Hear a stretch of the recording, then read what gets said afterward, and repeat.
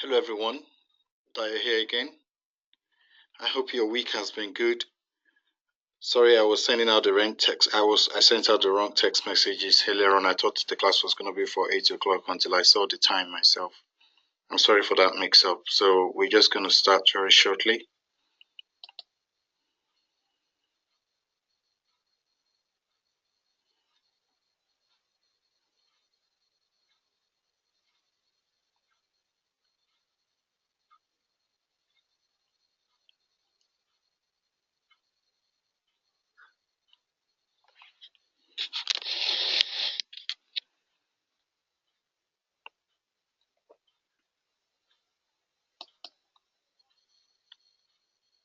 Yeah, I think we just need to start. We can't keep waiting. So others will join us, and otherwise they can watch the recorded session later on. Once again, thank you for joining tonight. I hope your week has been good. It's been busy for me. Hopefully tonight we'll be able to cover some grounds. We're still looking at information security management, and hopefully tonight we'll be able to round it off, and then we can move on to some other bits of the course. So tonight we're going to be continuing from where we stopped. We started with information security management, and then we touched a bit of risk management last week. We looked at risk management, risk assessment, and the risk analysis, risk evaluation, risk treatment, and I showed you guys how to carry out risk assessment, how to treat risk, the various form of treatment that we can apply to risk. Yeah, and then we looked at some other bits as well. So today we're going to be continuing from where we stopped. So by the end of today's class, hopefully we will be able to finish this agenda. We started with how to implement information security management system using the plan, do, check, act cycle. So we're going to be continuing from the last class. And today we're going to look at Annex A. Remember that document you have with you, ISO 27001, is divided into two parts. So the first part is what we have been looking at. The first part is what we've been looking at in the last 2 weeks. So today, hopefully, we're going to finish that first part, and then we'll go to the second part. That's where we have the control objectives and control. And then I'll be introducing you to ISO 27002. Perhaps you're hearing that for the first time. What we've been looking at in the last 2 weeks is ISO 27001. But today, I'll be introducing you to ISO 27002. 27002 is just a complementary standard to ISO 27001. The two of them has to actually go hand in hand. For you to make good use of ISO 27001, you also need ISO 27002. It's like a complementary standard to ISO 27001. It's not anything different. So I'll be showing you how to make use of those two standards, how to apply them in the real world. And then we'll be going into ISO 31000 as well, which is the general risk management standard. Even though we have already touched risk management last week, but I'll be introducing you to ISO 31000. It's not any different from what we did the last time, but we're just going to go over it, and then I will show you if the relationship between this one and what we did last week. Because the one for last week, remember, it was solely on information security, but this one is it's an all-purpose risk management framework. So we're going to be looking at that as well. So that's the agenda for tonight. So at the end of tonight's class, we would have finished our ISO. We would have finished the implementation of information security management using the PDA cycle, and then I would have shown you Annex A, how to use Annex A in 27001 in conjunction with ISO 27002, and of course we're going to look at risk management. So I think we had this slide last week, but I just thought I should repeat it again so that we can remind ourselves where we stopped the last time. Remember, we're still looking at all the clauses. If you have your ISO 27001 document with you, we're looking at all the clauses, the first part of that document. These are the requirements. Remember, we're talking about implementing ISO 27001, information security management system. We're looking at how to implement it for organization. And I said to you, the standard framework that we normally use is this ISO 27001, and the method is using the PDCA method, the Plan, Do, Check, Act method. So part of the requirement is what we've been looking at in the last 1 or 2 weeks, and so we will finish the requirement, and then we'll move on to Annex A. So the risk treatment plan can be found in clause 6. So if you look at your document, if you look at the ISO 27001 document you have with you, if you look at clause 6 is talking about risk assessment. So clause 6.1.3 is talking about risk treatment plan. The main purpose of the risk treatment plan is to define exactly who is going to implement each control, in which time frame, with which budgets. So this document is the link between the plan phase and the do phase. Remember, the planning, we've spent quite a lot of time in the planning, whilst part of the planning is the risk assessment that you did. So in order for you to be able to move on to the do phase, so this is like the link between those two phases, the plan and the do phase. So the plan should list all the controls that are to be implemented with relevant details about implementation. ISO 27001 requires this clause to be documented.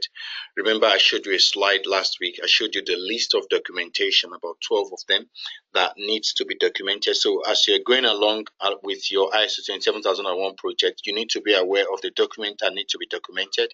You need to be aware of the ones that doesn't need to be documented, but perhaps you just want to make a note of them. So this is one of the requirements. You need to document this one, because at the end of the day, by the time you finish your project, if your company or the organization you're working for if they'll be applying for certification, when an external auditor comes to your company, they will be asking for this document. They're going to ask you, they are going to say, okay, can we see your risk treatment plan? So you need to be able to provide this this document. So this is what the risk treatment plan looks like. I showed you this slide last week as well. So we're looking at one of the controls. We said, okay, considering our company, the disaster charity organization that we were looking at. So we said, okay, because they have a lot of paperwork on the floor, they have forms just lying on the floor around the office. We said, okay, one of the control is that we're gonna buy a cabinet with lock for protection of paper records. And the reference to that risk is protection of paper records. Unauthorized persons can access customer records. That's the risk which you identified. When you were carrying out the risk assessment, one of the things you identified was the fact that, look, these paper records are not well protected. Unauthorized persons can, access it. The person responsible for that is the customer service manager, because the company we're looking at is the customer service operations for that company. So that's the highest level officer, in that department. So he owns that risk, so the person responsible. And then we have put a deadline to be December 2017. And of course, the resource we're going to be needing is finances for the cabinet. And that one is still awaiting implementation. And then secondly, we're looking to implement a smart card physical entry into that open space office where those callers are seated, where we have all the paper files on the floor. And then, the reference to that risk is the fact that laptops could be stolen by external persons. If there is no access control to that office, anybody can walk in and walk out.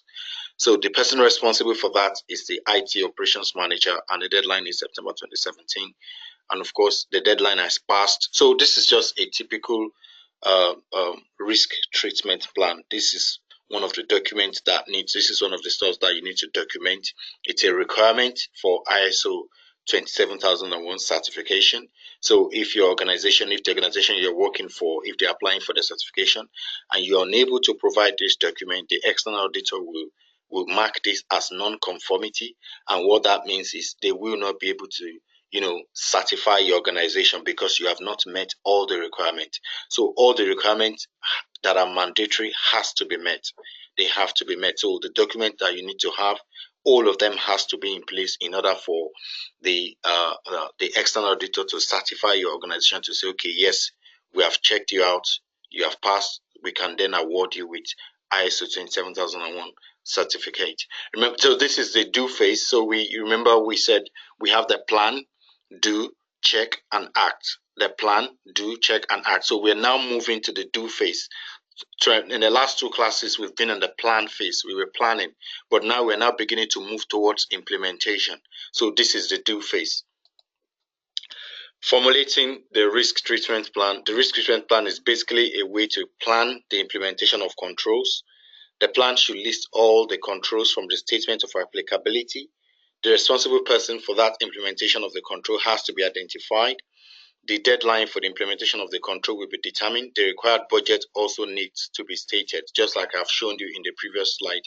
I remember I showed you, if you remember, maybe I think it was the last class when I showed you statement of applicability. It's also a mandatory document when it comes to implementation of ISO 27001 project. Statement of applicability just shows the number of controls that you have selected, haven't done your risk assessment. So these are the controls that you think we need to implement, and then you give us a business justification. So, and then there are some other controls as well they are going to list, but which you might say is not applicable. It's not applicable to your own organization. So it depends. So you can imagine if your organization if they have their servers on site, they are all their stuffs, they are all their computing, their IT devices and their network device, everything is on site. So that means maybe they have a server room downstairs or somewhere within the building. So in that case, when it comes to cloud security, that will not be applicable to your organization. So you can still state that in your statement of applicability, but all you need to do is to say, oh, this one doesn't apply to us, but that one applies to us. Remember, we have 114 controls in ISO 27001 Annex A. So it's not that all the controls will be applicable to your organization. That is why you have to look at the context of the organization. So you have to look at the controls that applies to you. So you're not just going to wake up one morning and just say, you know what, let's do this, let's do that, let's implement all the controls. No, you have to do a risk assessment first of all. So it is the result of that risk assessment that will now prompt you to select the right treatment, so that will prompt you to select the right control. So all of that needs to go into statement of applicability. So that's why the word applicability, that means the controls that are applicable to your organization. That is different from the risk treatment plan, mind you. Okay, so these are all the stuff that needs to go into the risk treatment plan. After the risk treatment plan is documented, an approval from the risk owners must be obtained. This is really important because the risk owners are the main people that can ensure the controls are implemented properly. Otherwise, there could be a delay if they don't agree with the risk treatment plan. So when you have identified a risk and then an owner has been assigned, an owner is a person who is responsible. Okay, maybe if you find a risk with a particular server and then you say, okay, head of IT is the owner of that risk. So because it is their servers, they are the one looking after the servers. So they must agree with your control. They must agree with your implementation. They must agree with what you want to do with that risk. Otherwise, it's going to be a case of, well, because in terms of the business has given that person an ownership of that asset. So anything about that asset, if the business wants any information about that asset, that's the person they will go to. So you wouldn't have any right to start tampering with that asset without obtaining permission from the owner of the asset. In most cases, you're not just going to tell them, oh, I need to do this. You first of all let them know that there's a risk with the asset, which, with the asset that they are responsible for. You will talk them through it. You will show them, oh, I've just done my risk assessment. These are the risks that I've identified. I've identified that this asset is at risk, and this is the control that we need to implement. So you need to consult with them. You need to communicate with the asset owners before you implement. Otherwise, there's going to be a delay if they don't agree with your risk treatment plan. In some instances, you might want to implement a control, and the asset owner will tell you, you know what, this is a very busy period for us. We are close. We are just at the. This is the last week of the month when HR is doing a lot of. They're doing a lot of payroll activities. So we can't take the chance of you, touching our servers because we are so busy now. They might tell you, okay, if you come back in the next 2 weeks when we are less busy, and you can come and implement your control. So these are some of the things you can encounter out there. When you are trying, even when you have identified a risk and you are trying to tell them, look, you need to implement this control. They will give you one excuse or the other, but you just have to find a way around it and convince the person. At the end of the day, if they say, oh, you can't do it now, you can say, okay, you sign up here. Are you going to be accepting that risk for now? So are you saying we shouldn't implement this control until maybe 1 month's time or 2 weeks' time? Can you send me an email to confirm that you're happy with that? So, I mean, that's the person signing off to say, okay, I'm going to own the risk. But what I'm just trying to say here is that you must maintain communication lines with asset owners. So you're not just going to bump into an organization and then you do your risk assessment, and then because you have found controls, you have business justification to say that, look, that control has to be implemented. That doesn't mean it will be done straight away. You need to consult with asset owners, so you need to plan with them. So they need to be aware of what you're doing. You need to tell them about the risk treatment plan. So they need to be in agreement with whatever you're doing. So most importantly, make sure that risk owners are carried along. The person who is responsible for the asset, make sure that they are carried along as you are going on with the project. All the controls in the risk treatment plan now needs to be implemented, taking into consideration all the elements in the risk treatment plan. In reality, implementation means writing various policies and procedures, implementing technical controls, organizing processes in a defined way. We've been talking about controls, implementation. I hope you're aware that, I know you should be aware that when we talk about controls, controls does not necessarily mean technical controls. So it could just mean writing a policy. Maybe it's just acceptable use policy, okay? Defining a procedure for data handling. Okay, so these are controls. Whatever you're doing to reduce the effect of a risk materializing, whatever you're going to put in place to reduce the tendency of a risk materializing, that is a control.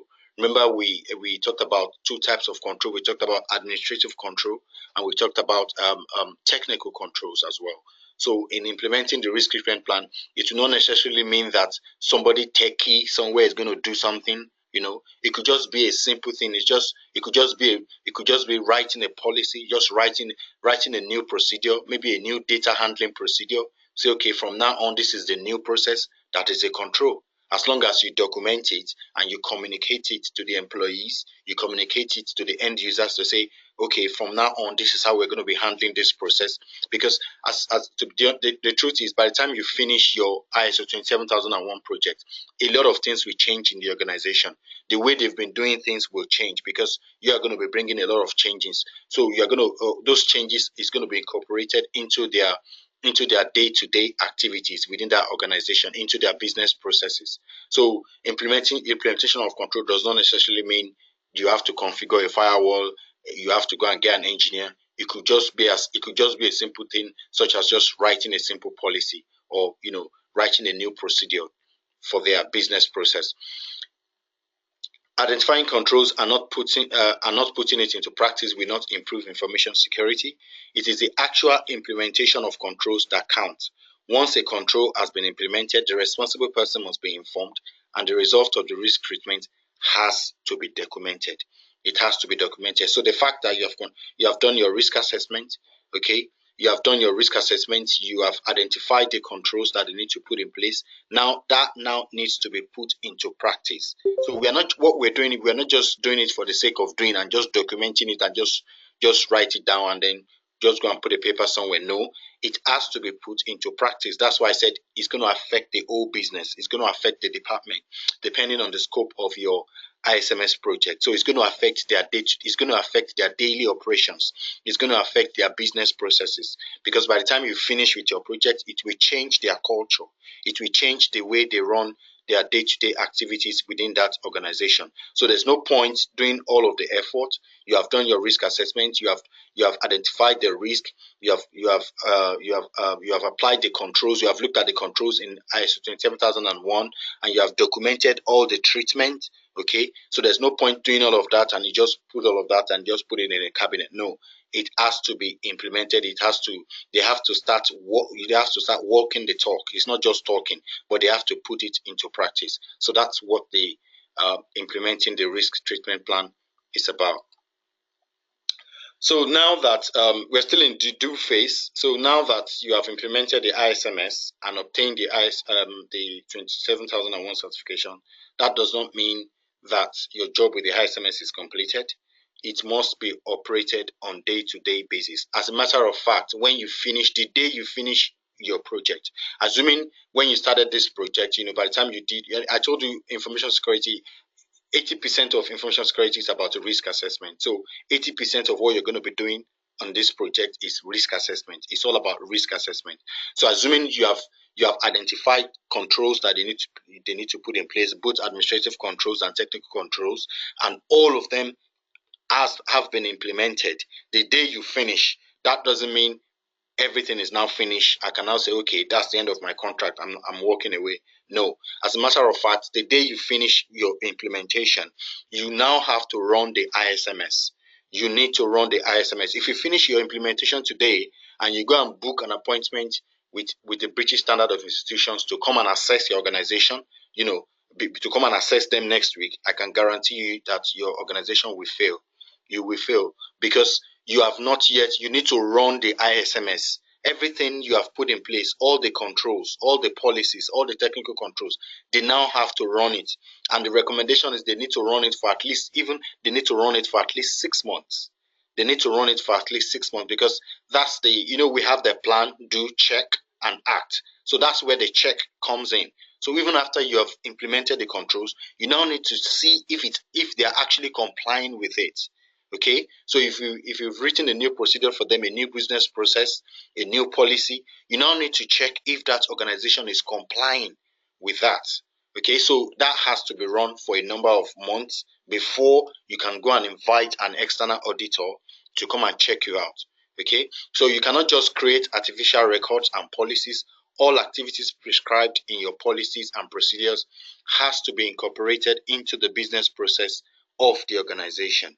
It has to be incorporated into the business process of the organization. Circumstances in your organization may change. A new company is acquired, a new software is procured. This means you have to update your processes and procedure. As a matter of fact, whenever there is a change, and that is why, and the only thing that is constant is change. There's no organization where change is not taking place. Change is taking place all the time. That is why whenever there's a change in the organization, they are going to consult you as the information security officer. They will always consult you and tell you, oh, we're about to implement a change in this organization. What effect will this have on security? So what they are asking you to do is to do a risk assessment. All you need to do is to do a risk assessment of that change. When maybe they want to install a new software, they want to migrate their data to a new environment, they want to change their cloud service provider, they want to change their internet service provider, they want to change their supplier, whatever they want to do, they will always consult you as the information security officer to say, look, this is what we're about to do. Now, so you will have to carry out a risk assessment, look at what they want to do, and then if there's any control that they need to put in place, it will be in that's your responsibility to advise them on what they need to do. In most instances, you are not the one to implement those controls. Apart from, when it comes to technical controls, you are not the one to implement it, but you will tell them what to do. But when it comes to maybe policies, you might be the one to write those policies. You write the policies, and then the senior management, they will sign it off. They will own the policy. Okay, so best practice is to nominate an owner for each document, and that person will have to review the document periodically and recommend possible changes at intervals. In your workplace, you will agree with me that the policies you have in your workplace, in some places they review the policies on annually. Some places they review it on maybe once in 2 years, depending on the situation. So this is just to tell you that you need to operate the ISMS. So even if you have obtained the certification, there's still a lot of work to do within that organization. Making the ISMS cannot run on its own. people have to run it. And you know, people are fallible, people are prone to mistakes. So they will always need you to be able to monitor their ISMS to make sure that it's achieving its objective. So this is the do phase where the ISMS will continue to be running. Okay, so how would you know, okay, let me start with this. Operating the ISMS can be further divided into three more clauses: managing outsourcing solutions, controlling changes, and risk assessment review. Managing outsourcing solutions, we are going to get into that when we get to third party risk management. It's a whole it's going to take us at least 2 days to deal with that. So we're going to take a deep dive into that one, but this is just to give you this is just a preamble of what is coming. Okay, so it sometimes makes business sense to outsource part of the business, but the standard requires all outsourced operations to be identified appropriately controlled with regard to information security. So of course, for instance, if you look at HR functions, most organizations, when it comes to them recruiting, they will outsource to recruitment agency. So the recruitment agency will be the one to go and recruit candidates for them. That's outsourcing. In some other instances, like I've been mentioning, most organizations that takes payment from the public, they cannot comply with the PCI DSS standard. So they would rather outsource that part of the business. So they will say, okay, when it comes to taking payment, we're going to outsource this to that company. Okay, that is allowed. But you now need to manage those third parties properly. You need to manage them. So when we get to third party risk management, we are going to talk more about that. Controlling changes as well. There must be a change management procedure. So somebody is not just going to wake up one day and say, okay, you know what, I want to unplug this and plug it there. That's not normal. So there has to be a change management procedure in place. There has to be a change management procedure whereby, and the person who raised the change will not be the person that will approve the change. Somebody will raise the change, someone else will review the change, and then maybe a third party or maybe a senior figure will now approve the change. So these are part of your running of your ISMS. So risk assessment is not a one-time activity. Rather, it has to be done at intervals, especially in case of a major change. An organization can decide to migrate its data from on-site servers to the cloud or rolling out a new application. All of this comes with new risk that needs to be analyzed, evaluate, and apply suitable treatment. As I mentioned earlier on, whatever change the organization wants to implement, it is going to come with its new risk. It is going to come with new risk, and that's where your job comes in to carry out a risk assessment, to look at what they want to do, to risk assess it, analyze it, evaluate it, and then advise on a suitable risk treatment to treat that risk. Okay, so it's not a one-time activity. When I show you the ISO 31000 now, you're going to see that it's a cyclic thing. It goes on and on. Risk assessment is not a one-time activity. It goes on and on because things will keep changing. They might migrate to a new application. They might move on to a new office. They might acquire a new business. They will employ new people. All sort of risk new risk will keep emerging. We keep emerging on daily basis. So it's your responsibility as the information security officer to keep an eye on the risk and make sure that you are one step ahead in terms of applying the suitable controls to treat those risks. The result of the risk assessment should always be documented, creating a new version from the previous assessment. So perhaps maybe the result of the risk assessment you did the last time, if it is version 0.1, this time around you're going to change it to version 0.2 so that you can have history. So when an assessor comes to your site to assess your organization, they can look at what you've been doing throughout the year. They could see that, okay, these guys, you've been carrying out a risk assessment. They could see how you have been treating the risk. They can see how you have been managing your information security management system. So these are some of the three more clauses under ISO. These are the three clauses under operating the ISMS. All of this is contained in ISO 27001, that document you have with you. Now, monitoring. So you can see we have now gone to check phase. This is check phase. So we started from plan, do. Now we are now in check. So, and then from check, we're going to move to act. So this is a check phase. So this clause is about monitoring the effectiveness of the ISMS. And this is done by monitoring, measuring, analysis, and analysis and evaluation. Monitoring refers to observing and reviewing, while measuring refers to determining the size or amount of something by using concrete values. By using concrete values. So this is all about you monitoring your ISMS.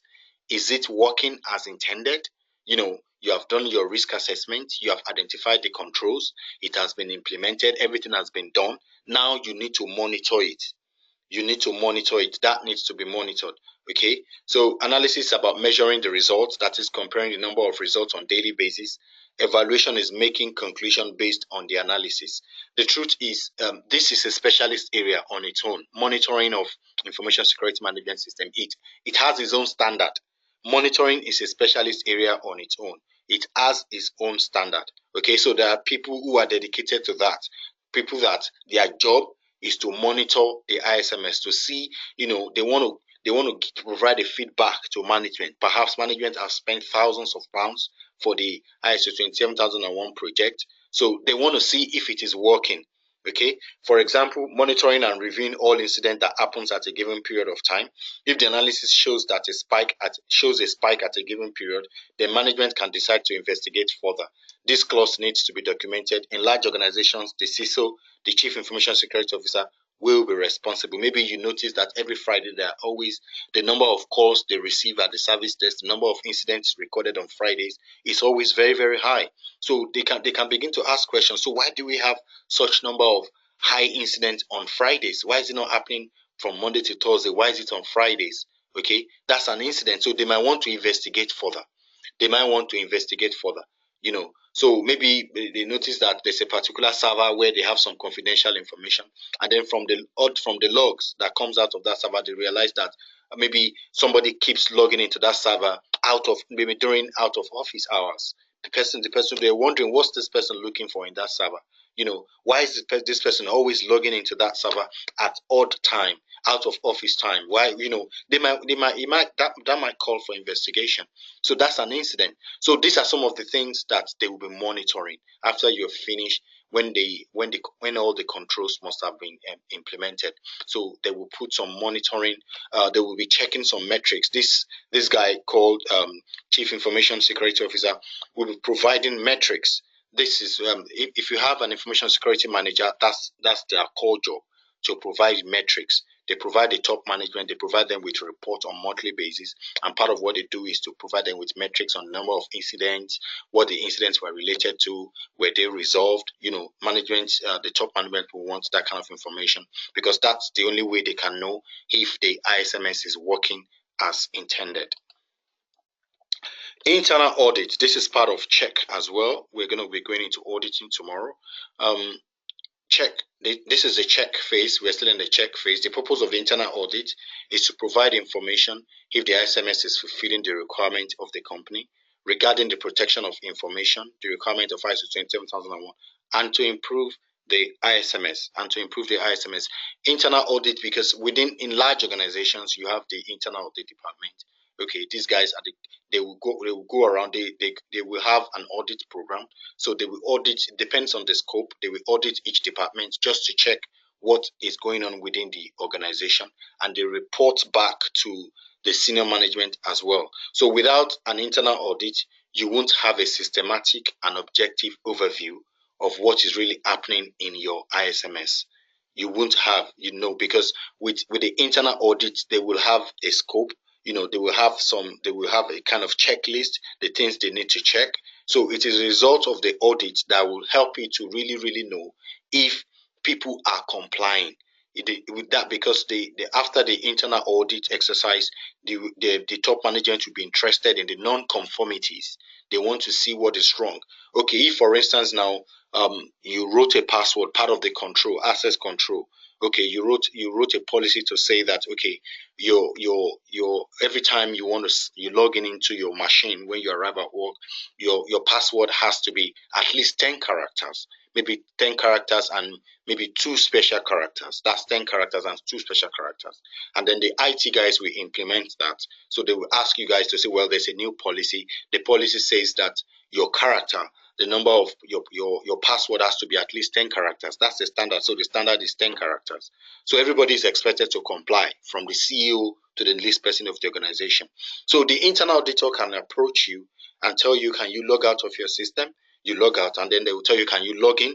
So they will watch you as you're logging in. It's not that they want to memorize your password, but they want to see if that policy is being complied with. So when you log in with your password, blah blah blah blah blah, and then they count the characters. If the characters is less than 10, that is a non-conformity. But if the characters is 10, they can tick their checklist and say, okay, people, they are complying with that. That is fine. So that's just a typical example. So that's what internal audit does. Okay, that's just a very very simple example. For instance, they might approach a data center. They approach the data center to say, can we see the list of people that has the list of people that have been given access to this data center in the last 1 month.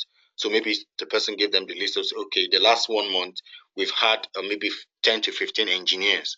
They've been here. So they will look at the list. So they will compare that list. Then they will go and meet the HR and say, okay, can you check this list against your database in the HR? Okay. So HR can check the list and say, okay, we have all those 15 people, they are our employees, and they have the what their job entails requires them to go to the data center. These are some of the checks that these guys does, these internal audit guys. So by the time they finish their exercise, they will do a report and send that report to the top management. They send it to the top management.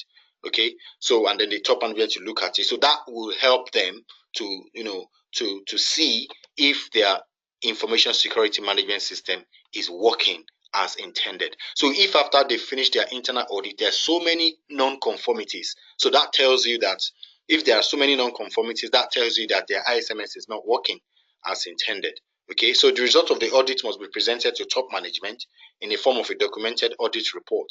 This report usually includes general observations of the auditor, spotted non-conformities, and good practices identified and recommendations for progress. So they are not only looking for non-conformities, they're also looking out for good practices, and then of course they will have recommendations. So this is internal auditors. These are internal auditors, not external. These are internal auditors. Some organizations are under obligations. No, okay. Okwe said, internal auditors typically information security professionals? No. They are not information security professionals. But for you to effectively work as an internal auditor, you must have an idea of what is going on with information security. When we get to auditing, I'm going to tell you there's what we call the audit criteria.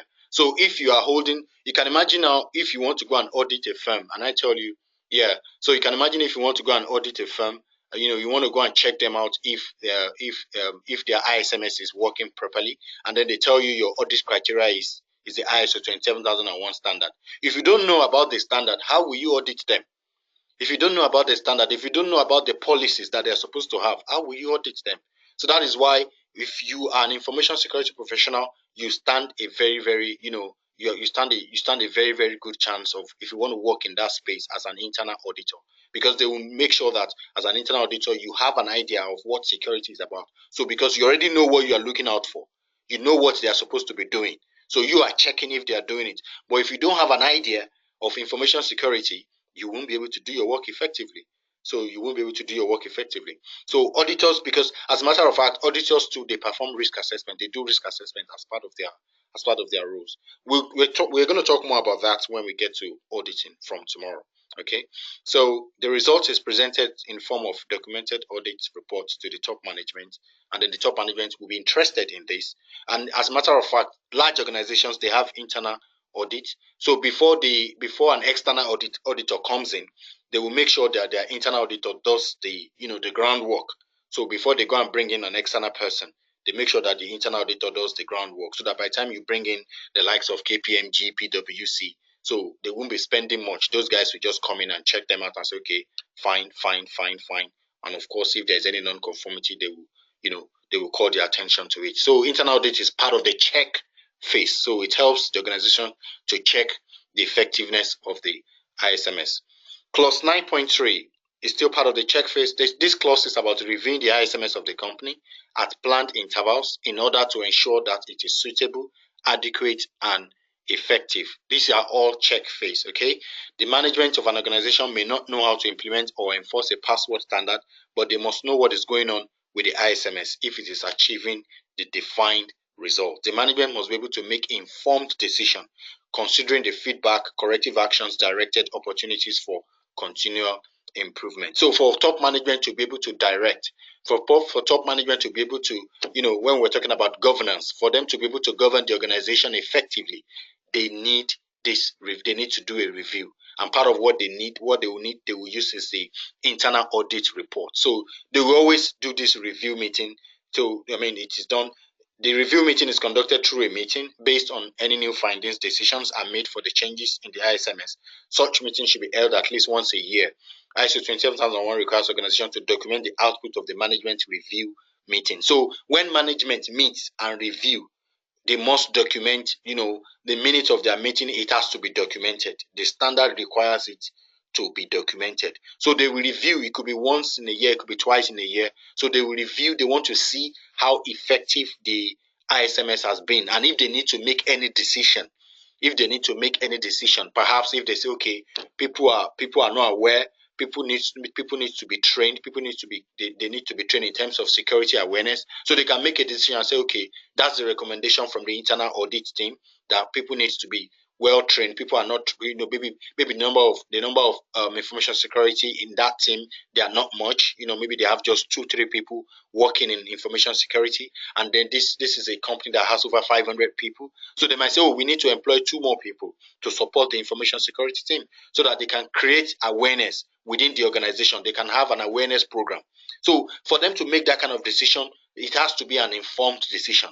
So they won't just wake up and say, we want to do this. So they will do a review. They will look at the report coming from the internal audit. They will look at the metrics coming from the information security manager. All of this they will put together, and then they will make an informed decision on way forward. So that's the check phase. Now we're moving into the act phase. This is the act phase. Okay, so plan, do, check, and act.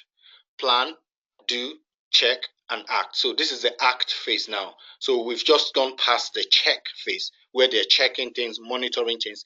Now this is the act phase.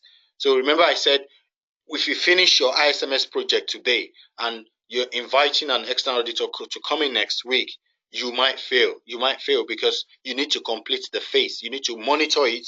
You need to make sure that things are working the way they're supposed to be working, and then you need to get to this phase of act. Okay, non-conformity is when certain requirement is not complied with. When certain requirement is not complied with, perhaps you have written them you have written a data handling procedure. Okay, from now on, this is how you're going to be handling data. So if you wrote that procedure for them and they are not complying with it, when the internal auditor comes and tell me what is your process. So when you arrive work in the morning, what's the first thing you do? How do you get this? How do you do that? So when the person is talking to the internal auditor, say, well, I open this file, I do this, I do that. So the auditor will be making notes, because the auditor already knows what they are supposed to be doing. So if they are not complying with that procedure, that is a non-conformity. That will be noted down. That is a non-conformity. So when certain requirement is not met, is a non-conformity. So the requirement may be the relevant legislation, the ISMS documentation requirement of interested parties. Okay. So if, for instance, you're working for an organization, and that organization is a supplier to a bigger organization. Maybe you are working for an organization, and that organization is a supplier to Barclays. It's a supplier to a large insurance firm. Okay. So Barclays will have given you some conditions and saying, for you to be our supplier, these are the conditions that you need to meet. These are the things you need to do. We're going to send our internal auditor to come and audit you guys to make sure that you're doing it. So all of that needs to be put into consideration. It has to be put into consideration. So if the requirement is not met, that is a non-conformity. So non-conformities and corrective actions are important because they enable the company to identify oversight, errors, mistakes in a timely manner and deal with them effectively. Non-conformities can be identified by anyone within the organization at any time during the everyday operation or during the monitoring process. So because what we want to do in this phase is to act. So wherever we know we have a shortcoming, we have implemented the controls, but after we implemented the controls, we have monitored, we've been monitoring it for the past 1 month, and now we have our figures back, and the internal audit has conducted their own audit. We have seen their report, and we can see some mistakes, we can see some errors. We now need to act. So that's where the act phase comes into play. So a good practice is to document a procedure called corrective actions. This procedure describes the steps in analyzing the non-conformities, initiating corrective actions, assigning responsibilities for implementing the corrective action. So even though you have identified the non-conformities, how do we correct it? So that's where the corrective actions comes into play. So the procedure will describe the steps in you need to analyze those non-conformities. You're not just going to look at you need to look at the root cause. That's what we call the root cause analysis. You need to understand what is causing it. What exactly is, why are we having this non-conformity? So you're not just going to treat the surface of that issue that you have identified. You need to know the root cause, and that root cause has to be treated. It has to be dealt with. Okay, so that's where that's a procedure. You can do a procedure for that.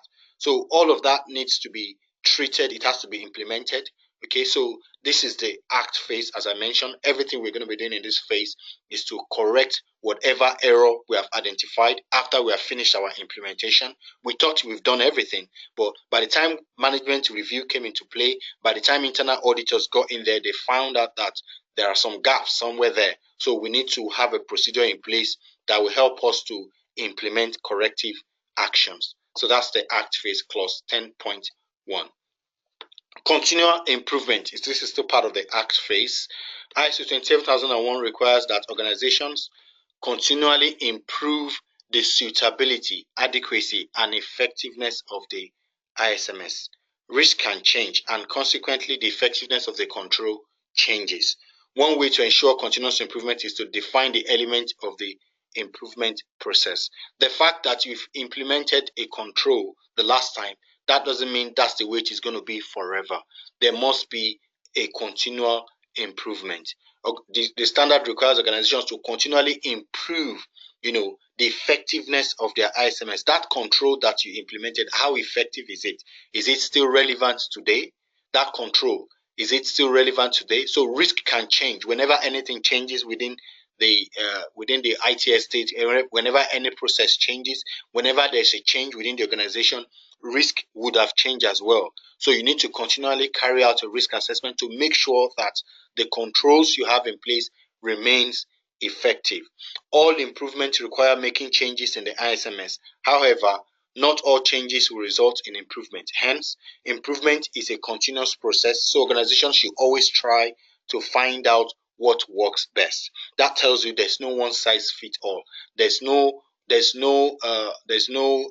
say this is a formula, this is what we need to do, this is what I did in my last contract, this is what we did, so now that I'm in this contract, this is what I must do. Organizations are different. Okay, so you must find that balance of what works best for your organizations. Just make sure that there is continual improvement. That's the act phase. So that brings us to the end of the first part of ISO 27001. Everything we've been talking about in the last 2 weeks is all about the requirement, which is the clause of the part A of ISO 27001. So all those requirements, some of them by law, by the standard requires that you document them, your risk treatment plan, statement of applicability, management review, all those things, you need to know them. Okay, you need to have a checklist. If you're going to be involved in an ISO 27001 project, you need to have a checklist to say, okay, this is done, that is not done, this is done. So you need to know that these are the required document that the standard is mandating you to have. You must have those documents, because by the time you get to the point of you inviting an external assessor to assess your organization, that's the first thing they will request for. Your documentation is the first thing they will check. After they have checked your documentation, then they will now check your processes and see if your documentation aligns with your processes. So if, for instance, you have written as part of your documentation, you have a password policy. The password, you have a standard that says every password has to be 10 characters. So they will look at where you wrote it. Okay, fine, we have seen it. But now can you demonstrate it to us? Okay, fine, that's working fine. They can tick that one off the list. So there are 2 parts to that. So that's just the part 1 of ISO 27001. So we go into Annex A now, which is the control objectives and controls, which can be found in page 10 of your document. Page 10 of your document, you are going to see reference control objectives and controls. Reference control objectives and controls. Annex A of ISO 27001 contains a catalog of 114 security controls, which are divided into 14 sections. The sections are also divided into subsections with different objectives. A company can choose which control is applicable to them and implement, but in most cases, 95 out of these controls are applicable. Please take note of that. In most cases, 95 out of these 114 controls are applicable. So we're going to breeze through each of the sections. We can't talk about each of these controls. That would be too much for us to deal with, but we'll just breeze through each of these sections, and then I will show you how to use this one in conjunction with ISO 27002. Okay, the good thing about Annex A is that it shows you all the controls you can implement for your client, so you don't forget something important, and it also gives you the flexibility to choose the ones that are applicable. The controls from Annex A are either organizational and technical. That is, they can be implemented by documenting policies, procedures, or by applying technical means like installing antivirus software, firewall, etc. So, and this is the Annex A will help you to do your work in a systematic way. You are not going to be all over the place because you need to demonstrate to your client that you know what you're doing by following all these controls and looking at it and asking yourself, does this apply to my organization? Does this apply to my organization? That's the question you're going to be asking yourself. So once you follow the controls from each of these sections, that will help you. That will really help you with your implementation. So you're not going to forget something. You won't forget. Oh, I forgot to write about acceptable use policy. Oh, I forgot to write about that policy. Oh, I need to do that. You're going to be all over the place if you don't follow the script. So this is your script that you need to follow. So it will guide you. You can see all the policies that needs to be written, and then you can ask yourself, oh, we don't need this one. Oh, we need this one. Oh, we don't need this one. Oh, we need this one. So by the time you get to the end, you will have covered all the ground. So that means you wouldn't have left anything behind.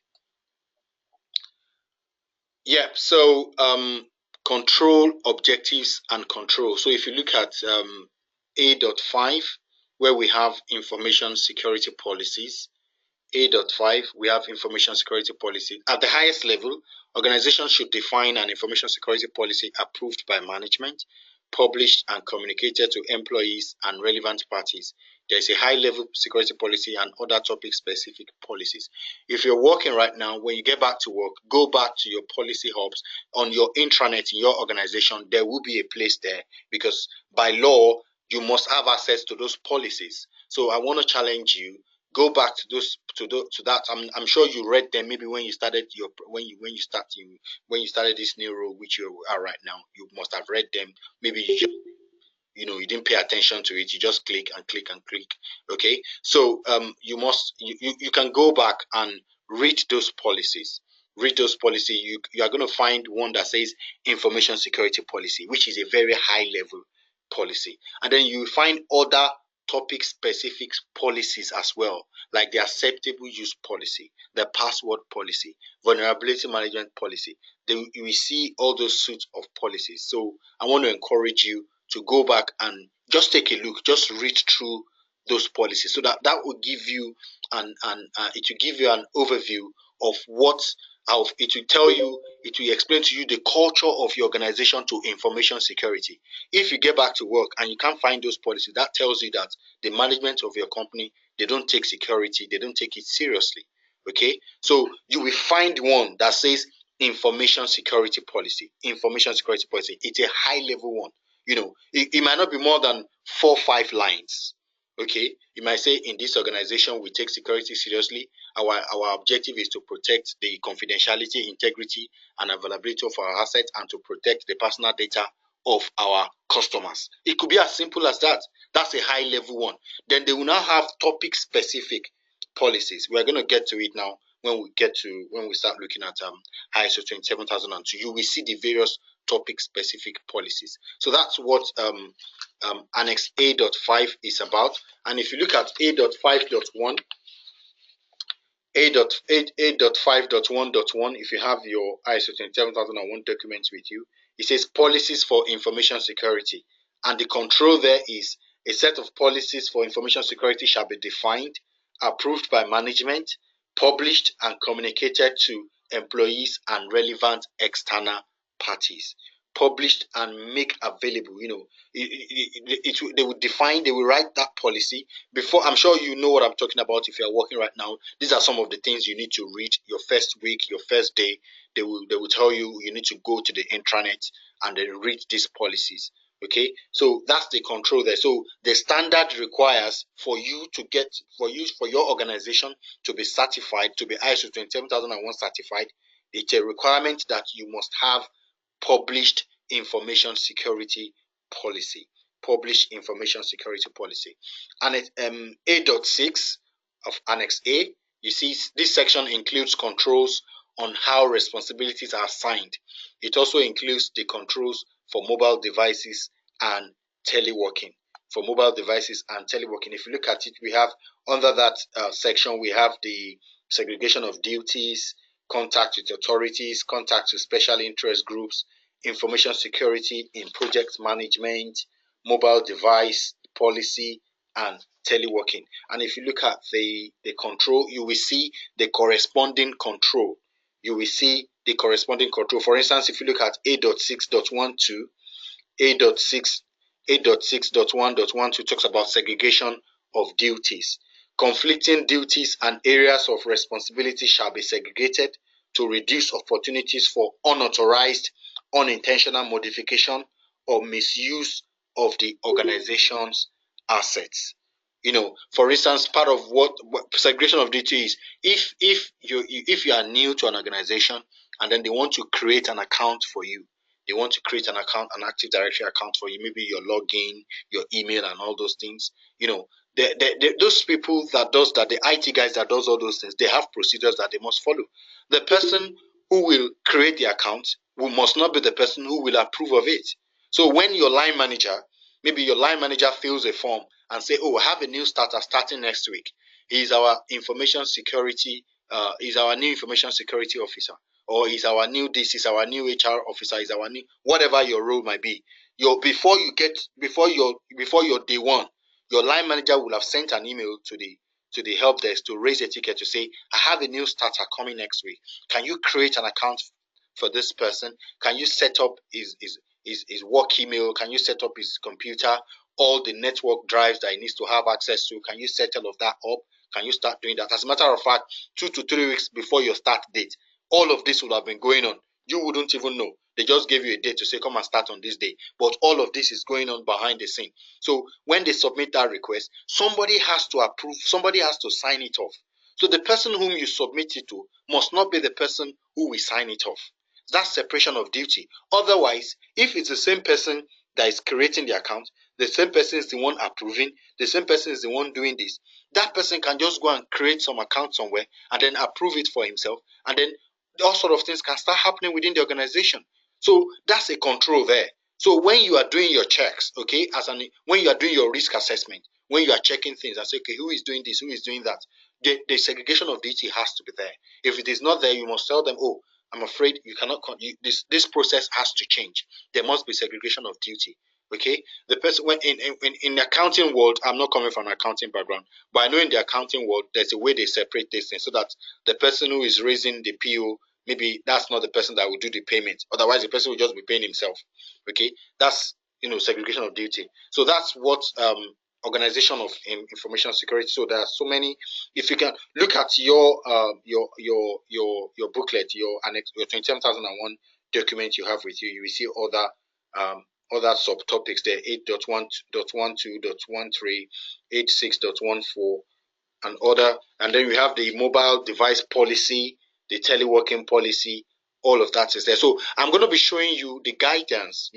How to do these things is what you have in ISO 27002. What ISO 27001 what this framework has is just the list of the controls. As you can see here, we are not being told how to do this. How do we do this? How? This is what needs to be done, but the how is not here. But I'm gonna show you the how when we get to ISO 27002. Human resources security. Human resources, these are the controls to be implemented prior to employment, during employment, and after the employment. All three stages are mandatory in ISO 27001.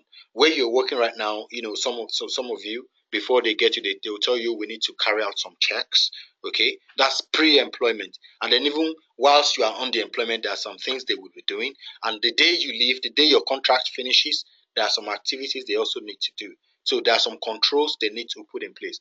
All of that is there in page 11. Prior to employment, the screening, the terms and condition.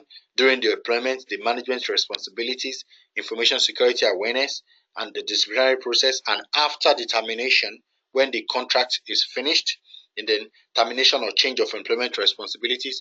Okay, so for instance, the day you put in your notice period, and you tell them, you know what, I'm leaving in the next 1 month, and you tell your line manager has a duty to tell the HR to say this person has put in his notice period, is leaving in 1 month's time. You wouldn't know all of this, and then the HR will contact IT guys and tell them this person is leaving this organization on this day. This is his last day.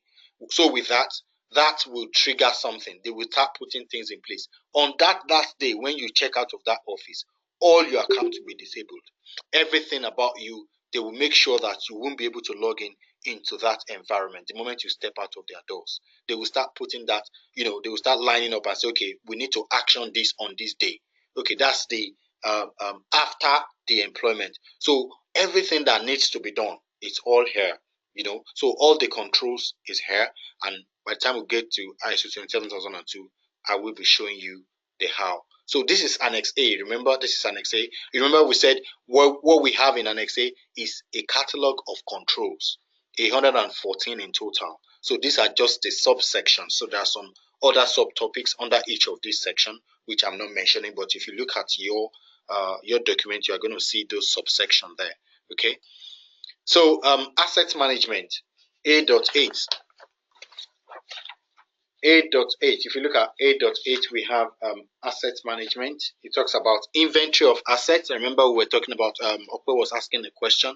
He was saying, how will I be able to identify all these assets if I'm going to be carrying out a risk assessment? And then, so it's a requirement from the standard for every organization that wants to be certified, that wants to be ISO 27001 certified, they must have inventory of assets. And the control is information, other assets associated with information and information processing shall be identified, and inventory of these assets shall be drawn up and maintained. So by law, by this standard, they must have an inventory of assets. Now, classification, information classification, that's what you're seeing on your screen is information classification. There must be, every organization must have their own information classification policy.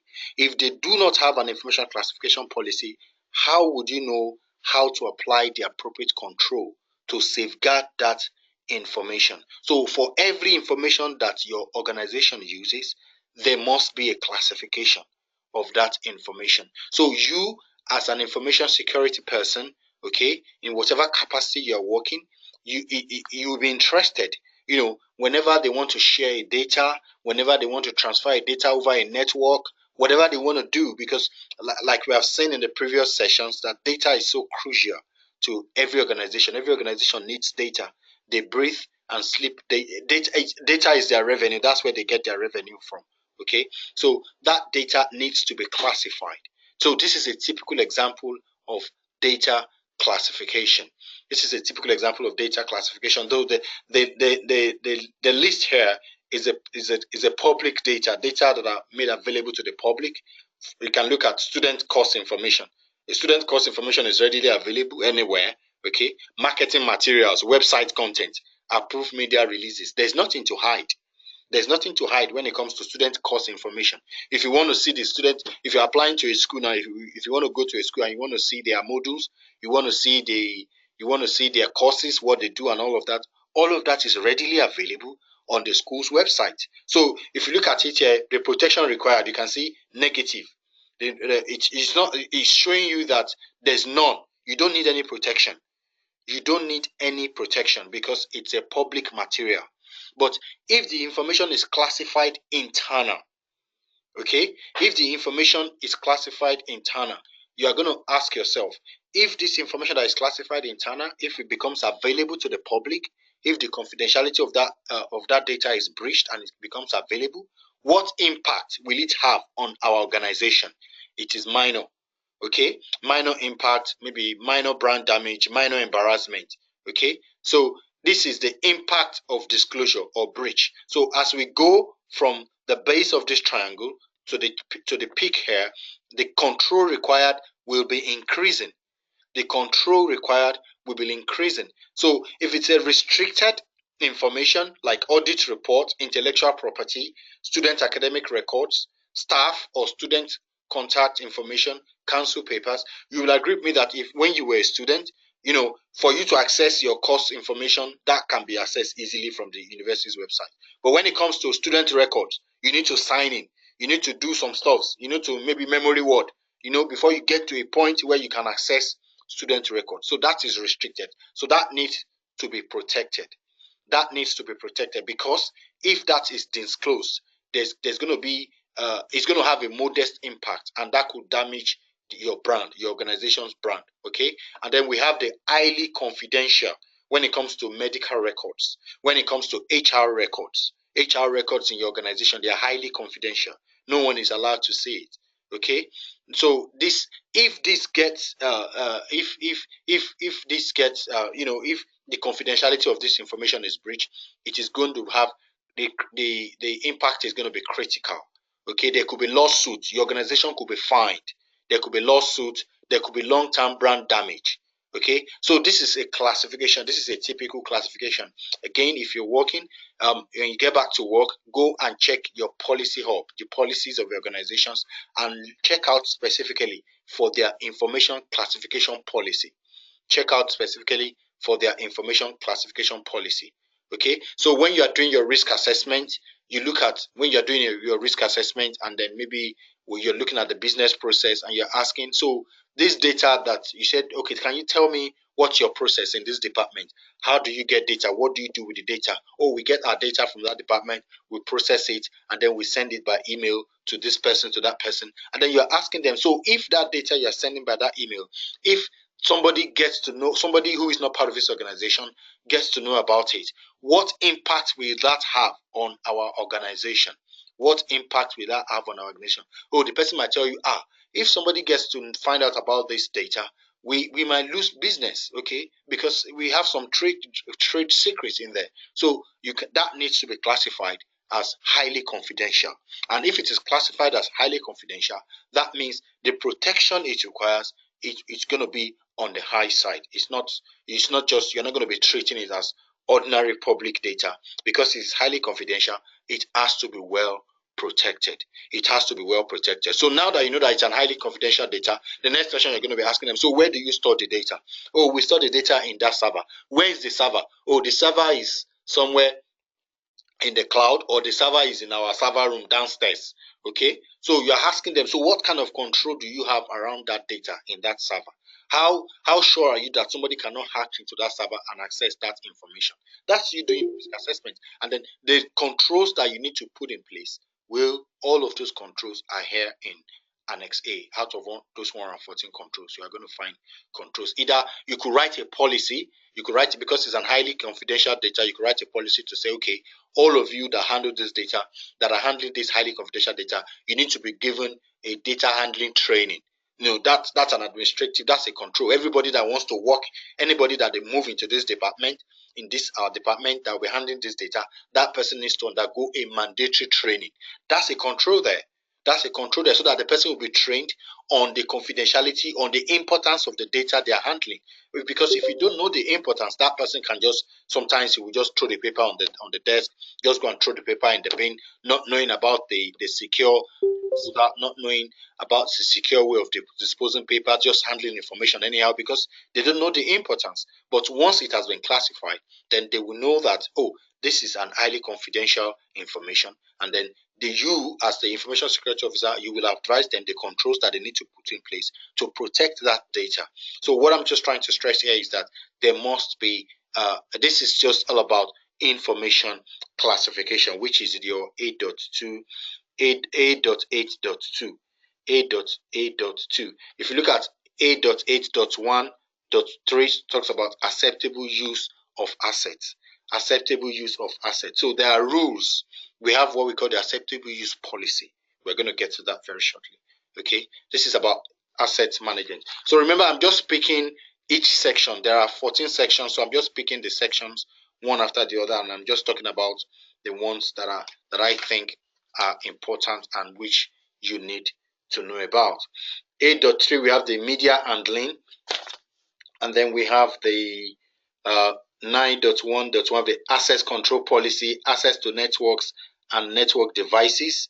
Okay, access to networks and network devices. The control is that users shall only be provided with access to the network and network service that they have been specifically authorized to use. You cannot be working in procurement and then you have access to HR folders. That's not possible.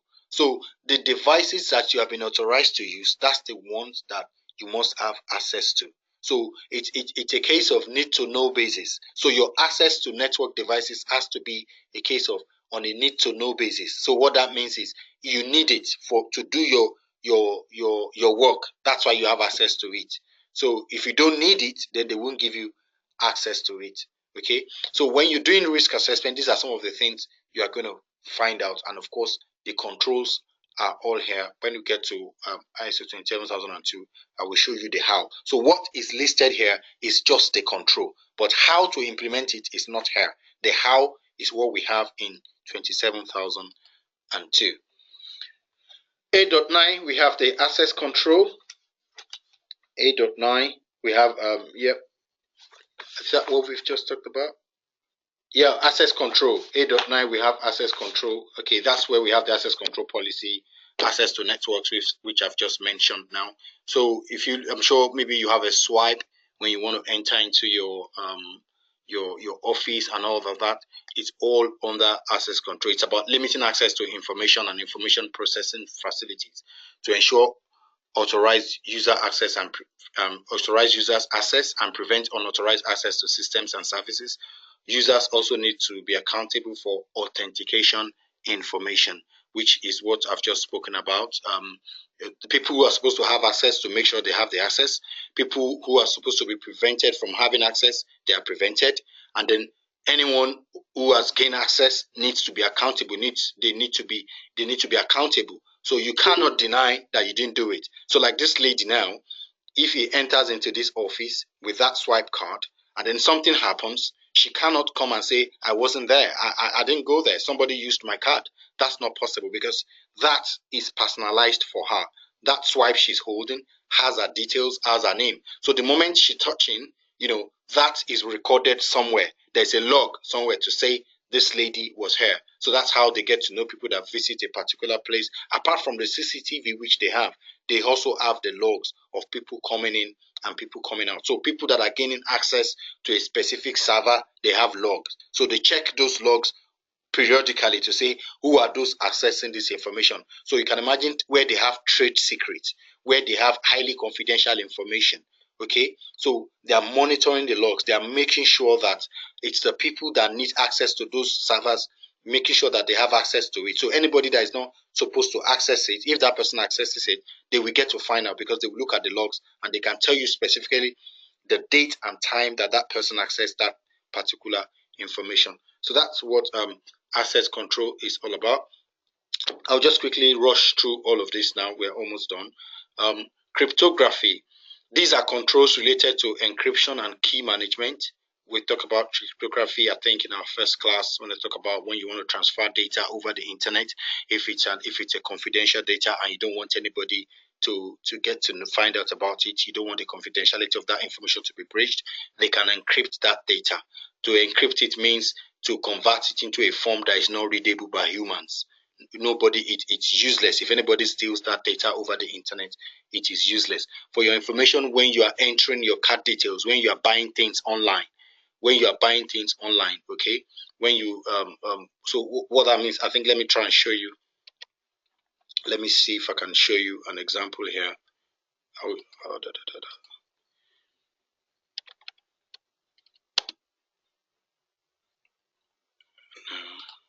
Okay, if you look at this is amazon.co.uk. Take note here. You can see this is HTTPS. This is HTTPS amazon.co.uk. I'm just going to open another web page now. 1 second, please.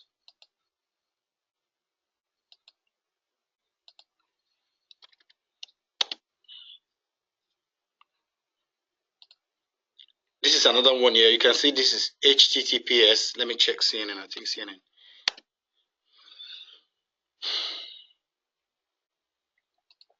Okay, fine. So please take note of this. Look at this. I just showed you amazon.co.uk. Take note of this. HTTPS then colon / www.amazon.co.uk. Take note of that. But look at this. HTTP. Okay. So the difference is that S. So what that means is whatever you do on amazon.co.uk, maybe you purchase something, you put your card details or whatever, the moment you send that information over the internet, it is automatically encrypted. So even if your neighbor tries to, maybe somebody tries to gain access to that information whilst you are transferring it over the internet, it is useless to them. It is useless to them. So when you are visiting, the next time you want to buy something over the internet, you want to buy something from an e-commerce website, always check and say, okay, is this website secured? Okay, this information I'm about to pass on over the internet, is it secured? Is it going to arrive the intended destination securely? So the moment you see this HTTPS, that the difference there is the S. Okay, that S is secured. Okay, but if you look at this CNN now, they don't need to do that. Okay, the CNN doesn't take any payment from anybody via their website. There's nothing. Whatever they get from you, maybe you want to upload a video or whatever. It's not something sensitive but in this case now, so there's no S here. So that tells me that if I send something to CNN now, if I send them, maybe I send them my card details, I'm at risk. Somebody can just steal that information over the internet and then they get to know about my card details because you can see there's no S there. But if you look at amazon.co.uk, you can see you have S there. So I'm just referring to, just to let you know what encryption, to let you know what encryption is all about. So automatically, when you send that information over the internet, it is automatically encrypted. So that's what cryptography is all about. So if you're working for a client that shares personal information, sensitive information, maybe they send it over the internet and all of that. Okay, because by the time you're doing your risk assessment, you're asking them, so what is the process? How do you get that data from here to that branch or to that office? Oh yeah, I just attach the document in my email and I send it. Oh, you just attach it and then you ask the question. So what's the classification of that data you're sending by email? Well, it's highly confidential and you're sending it by email. So that's a risk you have identified there. So the control is to encrypt.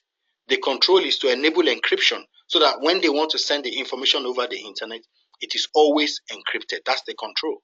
That's the control. So 8.11, you have physical and environmental security. Controls defining secured areas, control protection against threat, equipment security, secure disposal, clear desk, clear screen policy. All of that are physical and environmental security. Your clear desk policy, your clear screen policy. When you leave your desk after a few minutes, everything just you are automatically logged out. That's a clear screen there. Okay, you're expected to clear your desk. You don't leave any paperwork on your desk. Okay, all of that is physical. And then in most organizations, if you have a server room within your organization, you're going to see that the place is locked up, is well ventilated, the access to that server room is controlled. If you need to access the place, you need to go and make a request. That request has to be approved by someone. You need to put in the reason why you want to access the place. So all of that it's around physical and environmental securities. In the same way with data centers as well. When it comes to data center, it has its own standard of physical security. Operational security, these are controls related to managing the production environment, change management, capacity management, backup, logging, monitoring, and managing vulnerabilities. When I say production environment, that doesn't mean producing something in a factory. Production environment simply means the live environment. The live environment. For every website you see, for instance now, if I give you this instance now, what you are seeing right now, this is amazon.co.uk, right? This is amazon.co.uk. This website is being hosted in a server. This website is being hosted in a server. So my computer is communicating with another computer somewhere. I don't know where the computer is, but Amazon has a computer somewhere, and in that computer, this website is hosted in that computer. So my computer is communicating with that computer. That's why I can see this website right now. So that computer is their production environment. They also have test environment. They have a computer where this same website, the replica of this website, is in another environment which they call test environment. So whenever they want to make a change, that's where they test it first. So that's the test environment. So always know that we have the production environment and we have the test environment. Another word for production environment is the live environment. So this is their live environment. So any website, wherever, so there's always an environment where they do tests. We, the public, we don't have access to that test environment. That test environment, the access to it is just maybe to the engineers that are working, to the developers. Okay, they have access to the test. But when it comes to production, there are controls related to managing that live environment. There are controls relating to them. So all of that control can be found under Annex A.12. Okay, communication security, controls related to network security, segregation of network services, transfer of information, which I've talked about when you're transferring information. So there are controls that you need to put in place when it comes to communication security. Those controls are listed there in Annex A.13. A.14, system acquisition, development, and maintenance. This is related to the guys developing applications, the guys writing softwares. There are controls defining security requirements for application development. We have what we call the software development life cycle. That's the standard they follow when they want to develop software. So if you're working for an organization that develops application, this will apply to you. This will apply to you. So you need to understand the various controls, including systems providing services over public networks. For instance, now that Amazon.co.uk is providing services over public service network because I log in into the internet and then I access it. Okay, so there are various controls that you need to put in place. So all the controls, as I've mentioned earlier, they are all listed here. Okay, they are all listed here under Annex A.14. Supplier relationships, control on what to include in agreement and how to monitor the suppliers. If your organization has third-party suppliers working for them, there are controls that they need to put in place. There are some clauses that they need to include in the service level agreement, in the SLAs. Okay, we're going to talk more of that when we get to third-party risk management. But you can find, if you look at Annex A.15, Annex A.15 talks about supplier relationships, information security policy for supplier relationship, addressing security within supplier agreement, information and communication technology supply chain.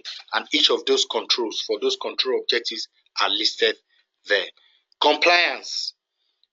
Information security aspect, information security incident management, controls for reporting events and weaknesses, defining responsibilities, response procedure, and collection of evidence. Whenever there is an incident in an organization, what is the procedure? What is the process? There are controls that they need to put in place. That can be found under Annex 8.16. If all of this doesn't make meaning, if it doesn't make sense to you, don't worry. It's your first time. It's your first time of hearing all of this, so it might not make sense to you. But when we finish with information security management, I will encourage you to sit down with the videos of information security management and try to join the dots together. See how all these things connect together. Remember, the first part that we were talking about was requirement when we were talking about the plan, do, check, act.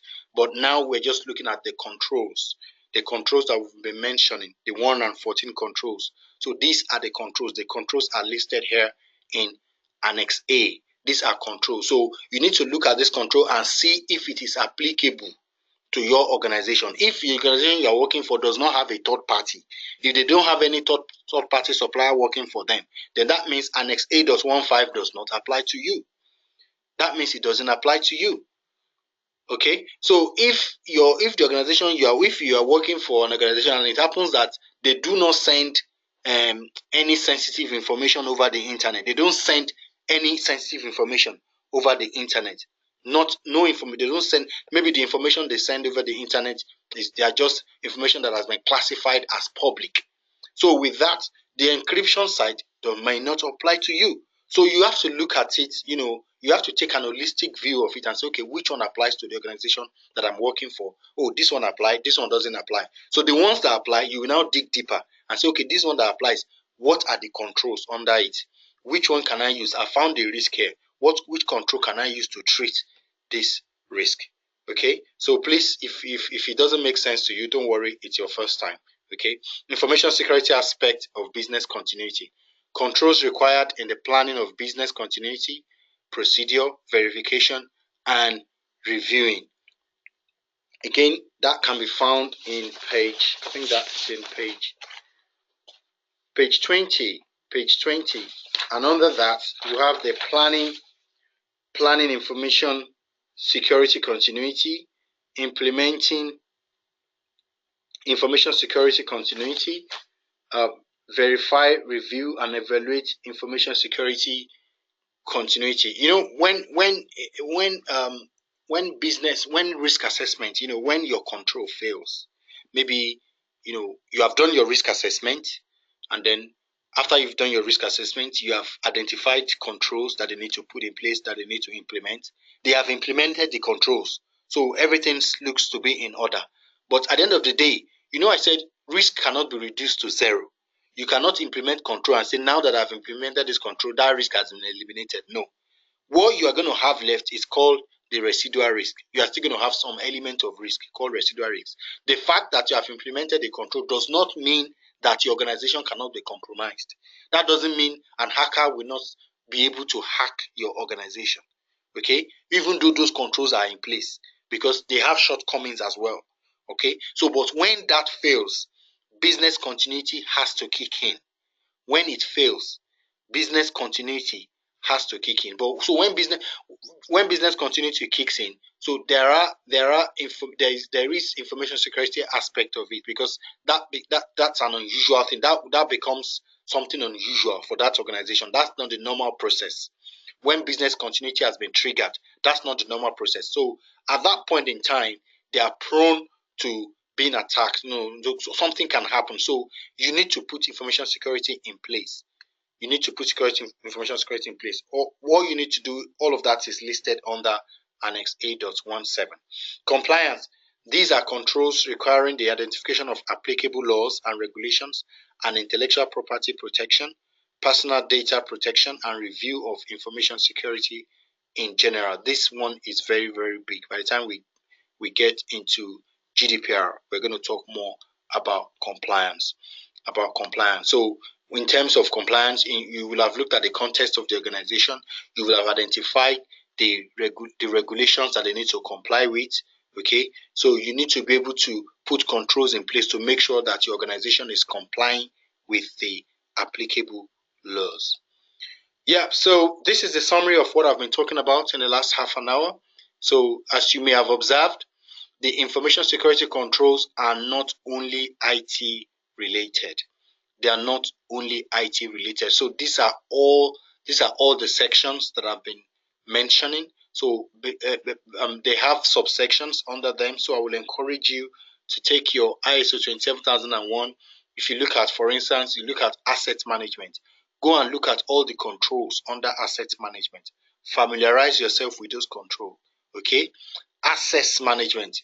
Look at the controls under access management. So you can go around here, so these are the 14 sections in Annex A. So all of this comprises of the 114 controls, that I've been talking about. So we have in total 114 controls. So I've just talked about the various sections, just to summarize the various sections. And so it is your responsibility to go back and look at the controls under each of these sections. If you count all those controls, there are 114 in total.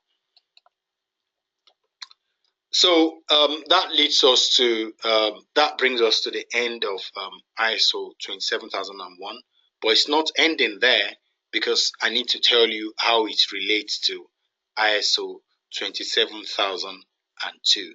This one we're just going to breeze through this one, so don't worry, we're not going to spend another day looking at ISO 27002.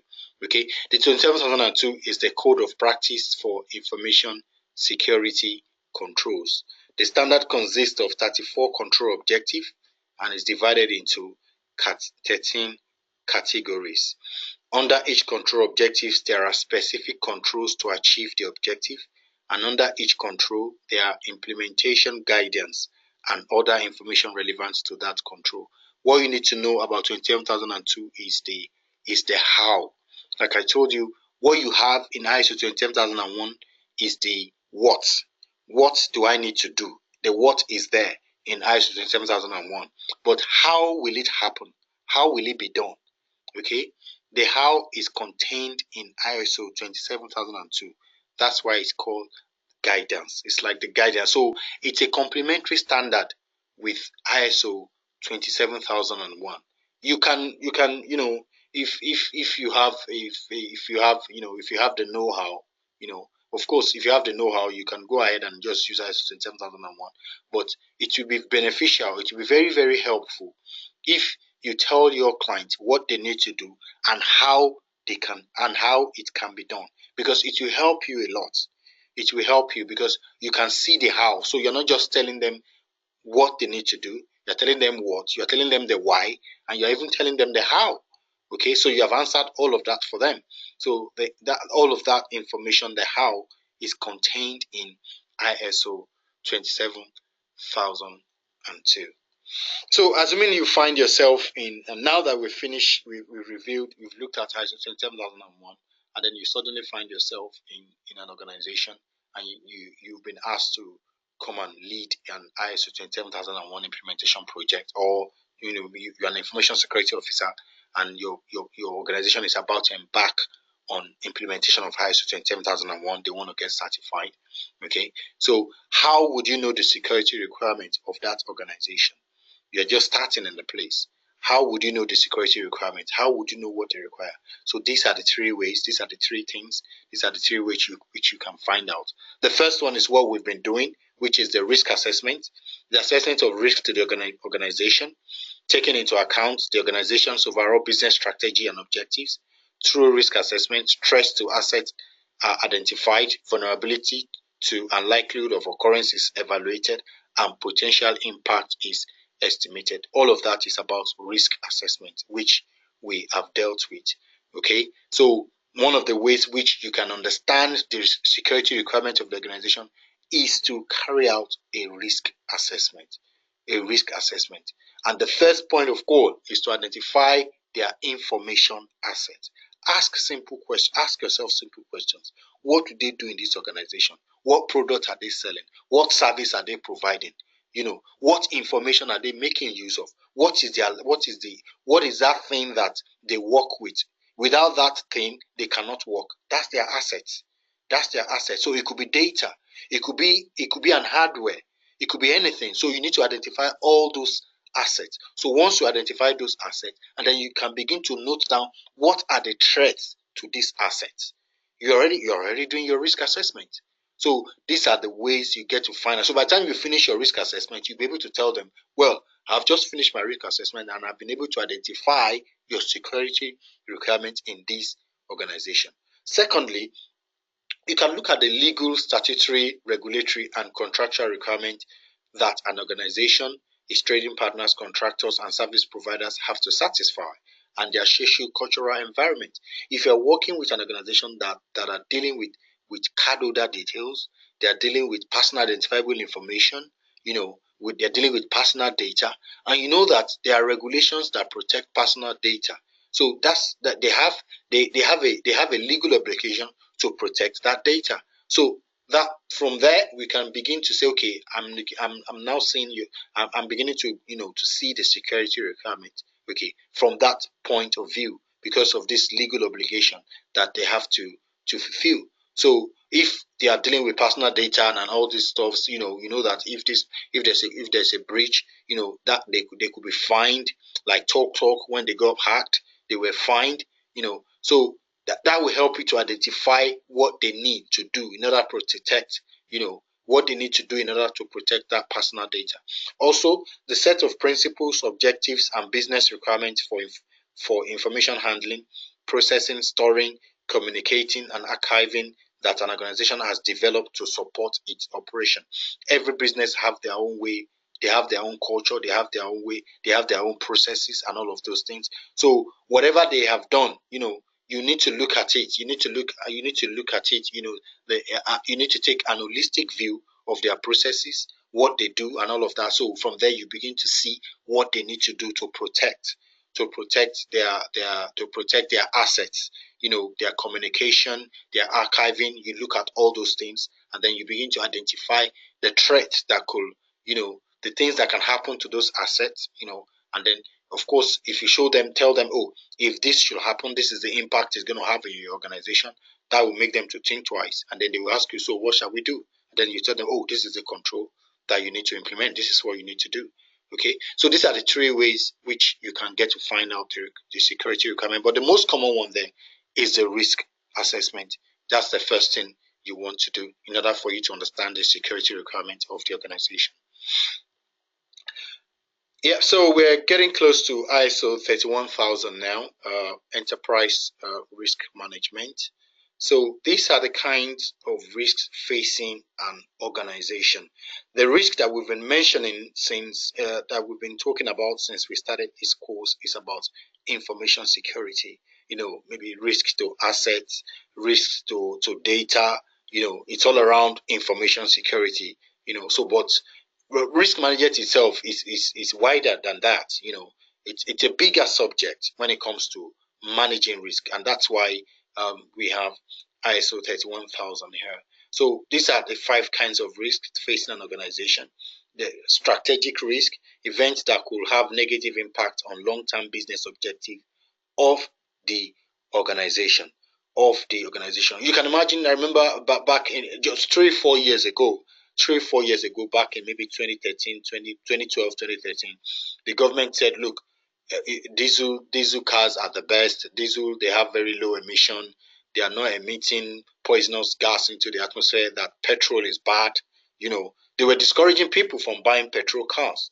Okay, so you can imagine in 2012, 2013, automobile companies, they will have invested heavily on diesel, on producing of mass producing diesel cars on a large scale. So a company that has invested heavily, maybe sometimes in 2012, on mass producing diesel cars on large scale, but 3 years down the line, the government said, oh, well, we've seen new findings. It looks like diesel cars are actually not good. The petrol cars are even cleaner. Okay, so there's a risk for that organization that has invested heavily. 3 years ago, they spent billions of pounds to build another plant, to start manufacturing, to start mass producing diesel cars. So, because when it comes to a strategic plan, it's a long-term plan for the organization. It's a long-term objective. So they will invest and say, okay, where do we want to be in 5 years? Or in 5 years' time, we want to be producing 50 diesel cars maybe per week or per month, as the case might be. And then they've invested money. So there's a strategic risk there. So the change in tone of the government puts that organization at risk. So that's a strategic risk. So for every time an organization is putting plans in place to say, okay, this is what we're going to be doing in 5 years. This is how we're going to get there. There is a risk because the market can change, government policy can change, things can change, new findings can come up, and then so that means that puts that organization at risk. Compliance risk. Failure to comply with regulations can expose an organization to legal penalties, fines, loss of business. If you're working with an organization, and remember, one of the first steps you need to do in your risk assessment is to look at the context of the organization. Which laws, which regulation applies to this industry that I'm working in? If you are in the pharmaceutical industry, you need to understand the regulations. If you are in the education, you need to understand the regulation. If you're in the health sector, you need to understand the regulation. So whatever, if you're in the financial sector, you need to understand the regulation. So you need to look at the context. So which law, what regulation do we need to comply with? So there's a compliance risk, because if you're not complying with that regulation, your organization can be fined. There could be legal penalties. There could be loss of business. Okay, and then we have operational risk as well. Unexpected failure of critical infrastructure, e.g., server outage. I mean, we have seen that over the years, whereby large organizations, they will just suddenly tell you, well, we cannot transact right now. Maybe one of our servers is down. That's an operational failure. Something has just gone wrong, and then their business continuity plan failed. That didn't kick in. So that means everything was grounded to a halt. So that's an operational risk. So that risk will always be there. Reputational risk, the risk that a company will lose potential business because its character or quality has been called into question. Okay, so depending on what is going on in that organization, we have seen organizations whereby their reputation just gone down. It's just gone down the drain. Maybe something happened, something catastrophic happened, which they probably got to find out, and everybody's just boycotting that organization. That means they are going to lose business because their character has been called into question. So every organization faces that as well. Their reputation is also at risk. Okay, financial risk. There's always a potential for revenue loss. So there's always a potential for revenue loss. So when organizations are making decisions, they will always have it at the back of their mind that, look, there's a risk here. Even though we're going to be investing in this is our strategy in the next 5 years. These are the business we're going to acquire. There is always this risk of revenue loss. So these are the 5 kinds of risk that faces an organization. So risk management is not just an information security issue. It's not just an information security, even though we have been looking at risk management from the perspective of information security in the last 2 weeks. But it's not just an information security issue. It is much broader. So ISO 31000 is not just an information security standard or even an IT specific standard. So it is not ISO 31000 is not part of the ISO 27000 series. So it's not part of that series at all. This is a new, it's a standalone. Okay, so it's not just about information security standard, and neither is it about IT specific standard. So the core of ISO 31000 is the general approach to risk management, which involves the following. So the previous slides, I showed you the kind of risk that organizations are facing. So this is a general approach to deal with those things, which are to deal with those risks. So it's much broader. So we're not just talking about information security here, and we're not talking about an IT specific standard here. So it's a broader. I mean, it is much broader. So it's a general approach to risk management. And of course, this is just which is what we've been talking about. It's very, very similar to what we've been talking about, to be honest with you. Very, very similar. The difference is just very, very minute. And of course, you start with communication and consultation. That's when you're talking to the experts, when you're talking to the subject matter experts, okay? And then you establish the context of the organization, and then you carry out the risk assessment, and then you apply the necessary risk treatment, and then of course you monitor, and then you review. So we're going to see, this is the ISO 31000 framework. I'm sure perhaps you have come across this before. Risk management is a cyclic process. Communication and consultation affect all the steps in the process. Communication and consultation affect all the steps in the process. So you start with establishing the context before you conduct your risk assessment. you must establish the context. You must ask yourself question. This organization that I'm working for, where I am right now, what do they do here? What are the external things or internal things that I need to consider?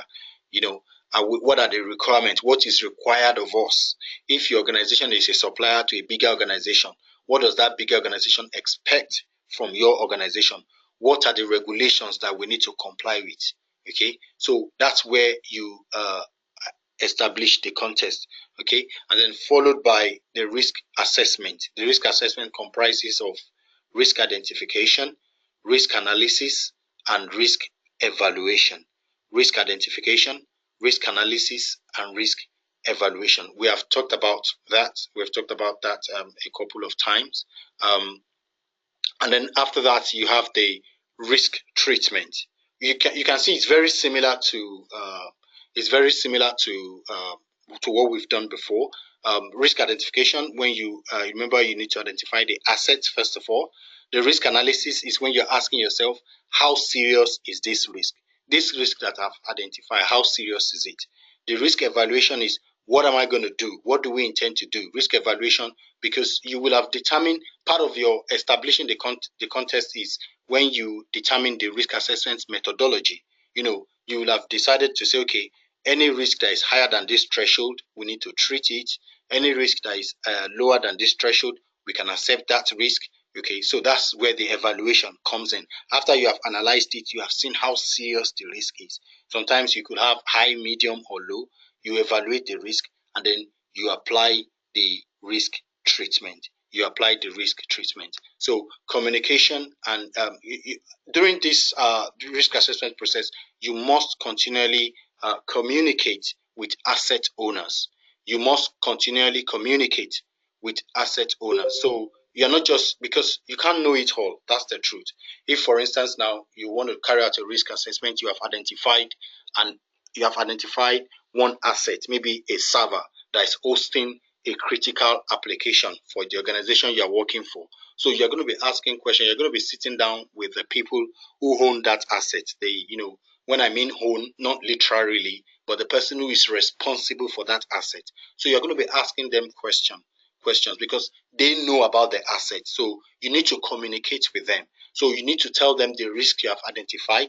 You need to let them know. So you must carry them along all the way. That's why you have these arrows pointing to monitoring and review, and then communication and consultation. So you're not working alone. You're not doing it all by yourself. You must be communicating with the asset owners. You must continually communicate with the asset owners because those are the people, they are in the best position to tell you more about that asset. They are in the best position to tell you the things that can go wrong with that asset. They are in the best position to tell you. And by the time you are prescribing a risk treatment solution, you need to tell them as well and say, okay, now that I've identified the asset, I've identified the risk, these are the potential threats that could affect this asset, and this is the risk treatment. This is the risk treatment that we need to apply in order to reduce the effect of that risk, or in order to eliminate that risk, or if you're going to be accepting the risk. So you need to communicate with them and consult with them. So it's a cyclic process. It is not a process that you say, oh, we have done the risk assessment and that's it, because things change. Whenever there's a change within the organization, risk assessment has to be done. Whenever maybe they want to transfer data from one place to the other, they are going to procure a new application. Whenever there's a change, whenever you have project management going on, whenever you have change going on within the organization, there will always be risk management going on as well, because you need to advise them the effect of what they're doing. If there's a change in the infrastructure, new risk will always be introduced. And because you have new risk, so you will have to think of new controls. How can you safeguard? How can you counter that risk? So, this is what ISO 31000 is all about. So you can see it's not just for information security, and it is not an IT specific standard. It's a broader view that encompasses almost all industries. This method is used in almost all industries. Yeah, so we've done this a number of times before, but I think we can go over it again. How do I perform risk assessment? The first thing is risk identification. Risk identification is the process of determining risks that could potentially prevent the program, enterprise, or investment from achieving its objectives. It includes documenting and communicating the concern. Okay, so the first thing there is the risk identification. Risk identification is the first thing there, and then the risk analysis. We talked about risk analysis, but not what you're seeing here is you. This is what we call the that's what we call the high water marks. High water marks. If the potential impact is low, the potential impact is low if the loss of CIA could be expected to have limited adverse effect on organization operations, assets, or individuals. I would have subdivided this further because sometimes you could have confidentiality to be high, integrity could be medium, and then availability could be low. But with the high watermark method, you are going to choose the highest one. Okay, so that's what high watermark is all about. But let's just limit it to this for now. Let's just look at it from this perspective. If the potential impact is low, the potential impact is low if the loss. So if you look at a data, you look at an asset, maybe in terms of confidentiality, what's going to happen? What is the impact if the confidentiality is breached? If the potential impact is low, and then if the integrity is breached, if the potential impact is low, and then availability if it is also low. So that means everything is low, low, low. So the potential impact is low. And we're talking about the qualitative risk analysis here. So you could have low, you could have medium, and you could have high. But you need to consider these three security elements: the confidentiality, the integrity, and the availability. Say, for instance, we're looking at a confidential data So if that data, if the impact is going to be, if it's going to have a negative impact on your organization, if there's a breach of confidentiality of particular data, if it's going to have a negative impact, so the potential impact could be termed as high. It could be termed as high. So it's actually subjective. We have the quantitative and we have qualitative risk analysis, but the risk analysis, the qualitative one is subjective. Somebody can come now, you can do yours and tell me, well, mine is medium, medium, high. And somebody says mine is low, low, and low. And somebody will say mine is high, high, high. Okay, so that's why I said it is subjective. And that's one of the reasons why when you're doing your risk assessment, you're going to be working as part of a team. Okay, so you're not going to be doing it all by yourself. So you're going to be comparing and say, okay, looking at this situation, if there is a breach of confidentiality, or there's a breach of integrity, or there's a breach of availability, okay, what would be the impact? Oh, the impact is low, or the impact is high. So this is what qualitative risk analysis is all about. And then we have the quantitative as well. Now, the quantitative is fact-based. That is much more reliable. That is not subjective. It requires a high degree of skill and expertise. Business decisions should be made on quantitative analysis. It is the basis for cost-benefit decisions. You need to compare the cost of potential loss to the cost of the counter measure or control. This will help make business decisions. So with the quantitative analysis, you need the services of an expertise to do it. Somebody who is knowledgeable in that area will need to do it, because you want to know the dollar value of that risk. If that risk occurs, how much will it cost us? How much will it cost us? If it's going to cost us thousands of dollars, then we'll rather implement a control that will cost us just few hundreds of dollars. Okay, so know that we have the quantitative analysis and we have the qualitative analysis, but the most common one is the qualitative analysis, where you just look at it and then you determine if it is high, if it is medium, or if it is low. Risk evaluation is the process used to compare the estimated risk against the given criteria so as to determine the significance of the risk. Risk evaluation may be used to assist in the decision of risk treatment. For instance, you have determined the risk criteria in the beginning before you start the risk assessment. You have said, by the time we look at our risk, any risk that is greater than 7, we have to treat it. The one that is lower than maybe 4, we can accept it. So that will help you to make the decision on the risk treatment. So by the time you look at the impact and the likelihood, remember when I showed you that calculation that shows risk equals to impact plus likelihood. So if you have your impact on a scale of 1 to 5, and then the likelihood also on a scale of 1 to 5. So if the impact you chose 4, and then the likelihood that it's going to happen you chose 3, 4 plus 3, that makes 7. Okay, and based on the criteria you have set in the beginning, the criteria we could have said, oh, any risk that is 7 and above has to be treated. Any risk that makes maybe 3 and below, we can accept it. Okay, so that evaluation will assist you in the decision to risk treatment. Risk treatment involves developing a range of options for mitigating the risk, assessing those options, and then preparing and implementing action plans. The highest rated risk should be addressed as a matter of urgency. You can reduce, transfer, or accept a risk. We have talked about risk treatment options in the past. I'm sure you now have an idea of what this is about. Okay. Yeah, so that's the end of the class. But before we finish, let me take you back to, I want to show you, I said I was going to show you, yes, the relationship between ISO 27002 and ISO 27001. So let's go to, if you have your ISO 27001 with you, you can open to page, let me just I'll just use 1 or 2 examples. So I'll show you how these things work in real life. Okay, so let's start with the first one there that says information security policies. Information security policies, page 10.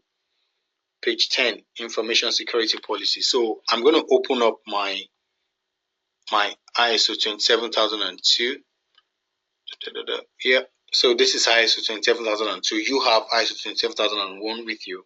So if you look at information security policies, how do I know what to do? What are the things? How do I know how do I implement these controls? What do I need to do? All you need to do is to just come here. I'll show you now. This here. So this is it. You can see they even have the same corresponding numbers. You have 5.1.1. This is what you're looking at is ISO 27002. What you have with you is ISO 27001. I told you what you have in ISO 27001. What you have there is the list of controls, just a catalog of controls. But the how is here. How to do it, what you need to do, it is all listed here. So in terms of the policies for information security, if you come here now, this is the guidance. You can see this is the implementation guidance. Okay, so there's nothing like implementation guidance in ISO 27001, but in 27002 you have the implementation guidance, and that's what you have here. So at the highest level, organization should define information security policy, which is approved by management, which sets out the organization's approach to managing its information security objectives. Okay, so if this information security should address the following, these are the things that needs to be addressed, and these are the topic specific policies that you can list. Examples of such policies, examples of such policy topics includes access control policy, information classification, which I showed you guys, physical and environmental security, acceptable use of assets, clear desk and clear screen. So these are all policies that needs to be written. Okay, these are all the policies that you can write. So depending on your risk assessment, like I said, all of this might not apply to you. It might not apply to your organization. It depends on the context of the organization.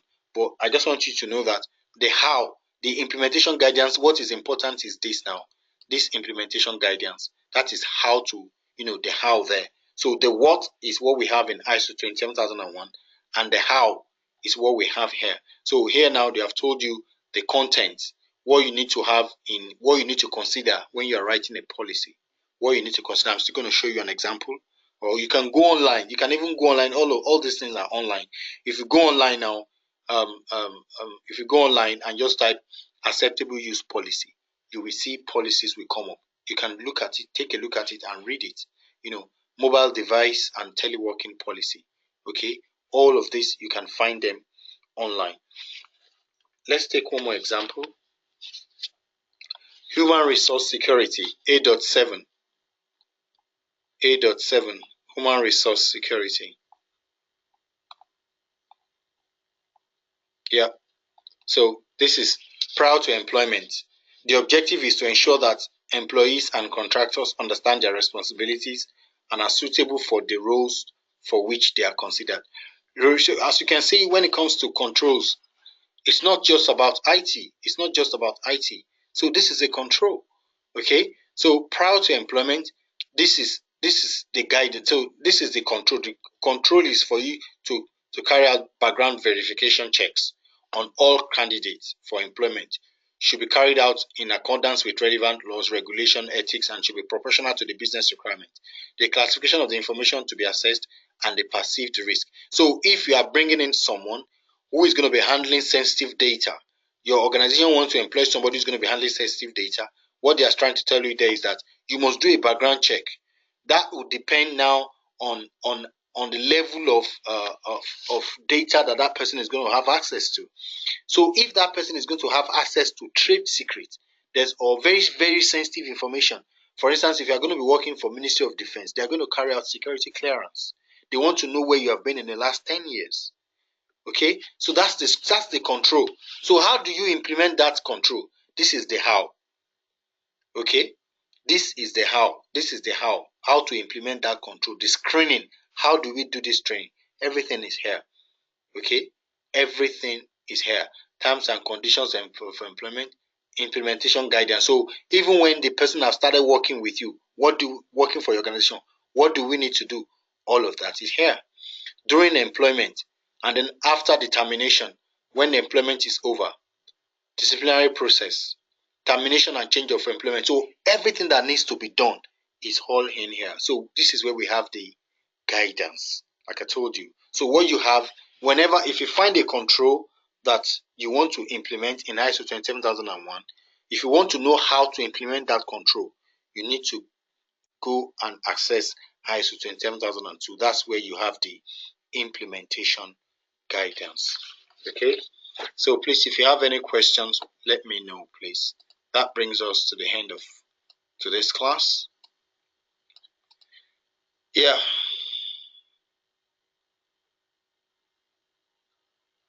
No, it has one-to-one. Okay, it has one-to-one mapping. If you look at it's actually one-to-one. Thank you for that question.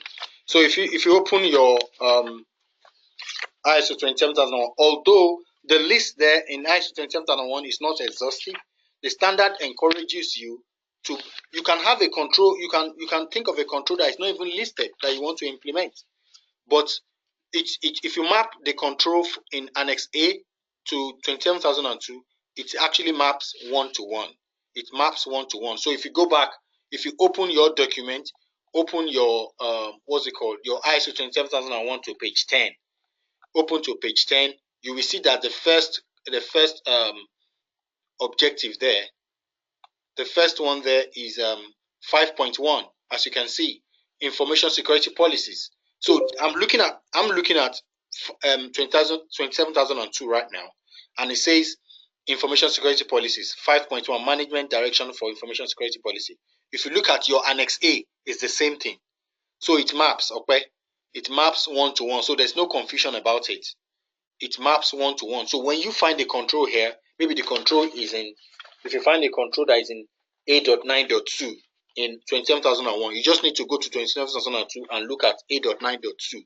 You will see the guidance there, the access control, what they need to do. So by the time you are communicating with the IT guys, when you have identified the risk, you have selected the controls, and then you are telling them what they need to do. So you can even go a step further to tell them that this is how you will implement it. You are not the one to do it. Some of them, the administrative ones, you might be the one to, maybe you need to write a policy. You can do that. But when it comes to those technical stuff, maybe to implement some technical controls, you can tell them the how. you can tell them they have. For instance, let's look again at let me see, segregation of duty. Let's see segregation of duty here. Yeah. Okay. If you look at your book, the same page number 10, Annex A.6.1.2. So let's look at A.6.1.2. You can see it's the same thing. Can you see it? So if you look at your, okay, can you confirm it? Can you see what I'm saying? So if you look at your own book, your 27,001, Annex A.6.1.2 says segregation of duties. So in 27,002, it says it's also 6.1.2 segregation of duties. Okay, so this is the implementation guidance. Look at this now. It says care should be taken that no single person can access, modify, or use assets without authorization or detection. The initiation of an event should be separated from its authorization. The possibility of collusion should be considered in designing the controls. So look at that statement. It says the initiation of an event should be separated from its authorization. So when somebody is initiating an event, it should be another person that will authorize it. If somebody is initiating a change, somebody should be authorizing it. If somebody is initiating a payment, somebody should be the one to authorize it. It mustn't be the same person. That's segregation of duty. So that's why I said the implementation guidance is all air. So it maps 1 to 1. So do you have any question, Sorry, please? Dayo. That's the end of today's class. Can you hear Questions, me? please. Can you hear me? Questions? Hello? Unmute yourself and talk to me, please. Can you hear me?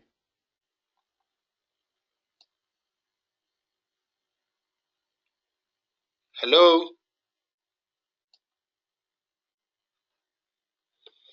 Wale, question?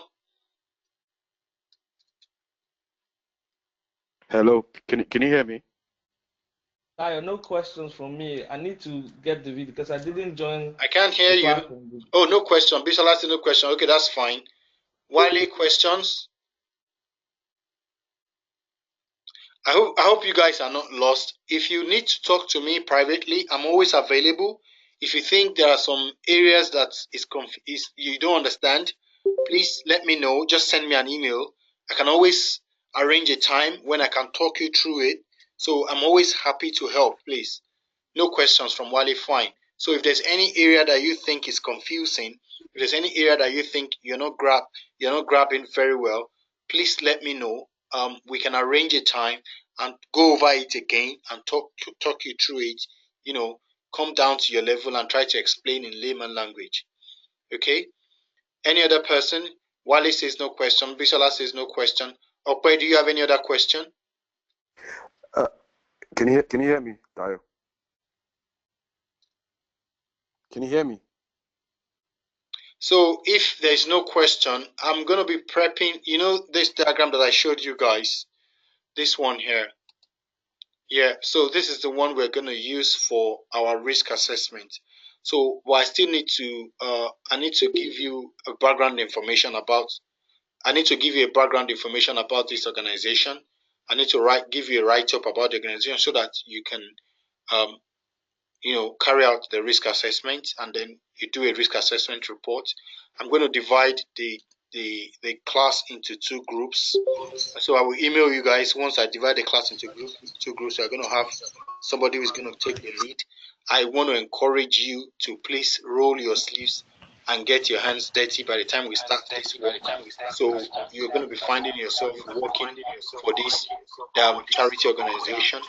So what happened is they want to implement ISO 27001.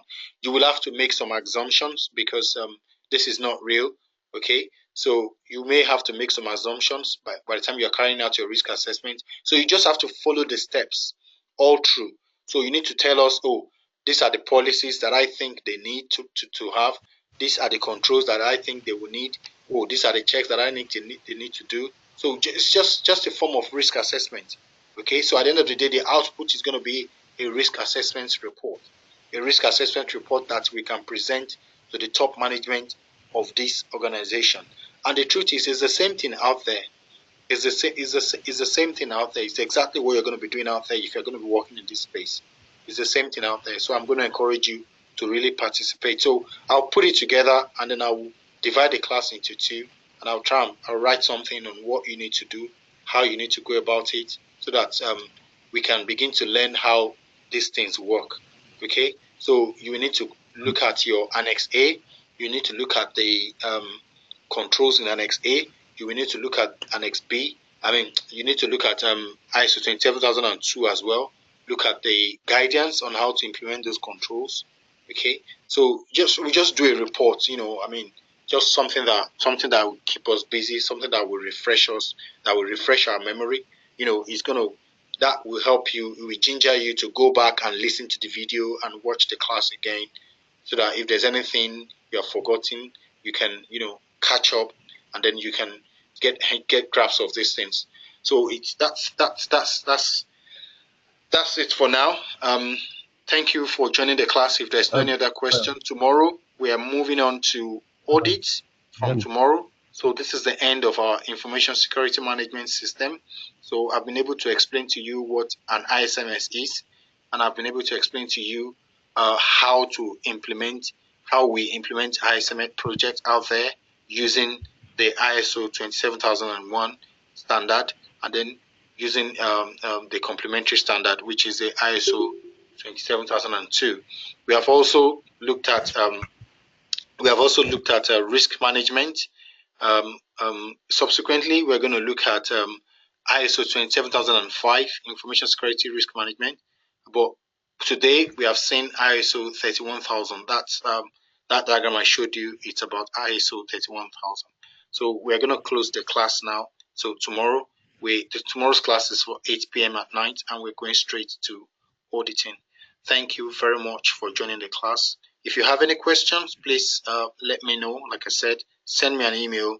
If you need me to go through over some few bits with you, I'm always happy to do that. Please let me know. I will just schedule a time and we go over it again. Thank you very much. Have a good night rest. Catch up tomorrow. Bye. Bye. Thank you very much.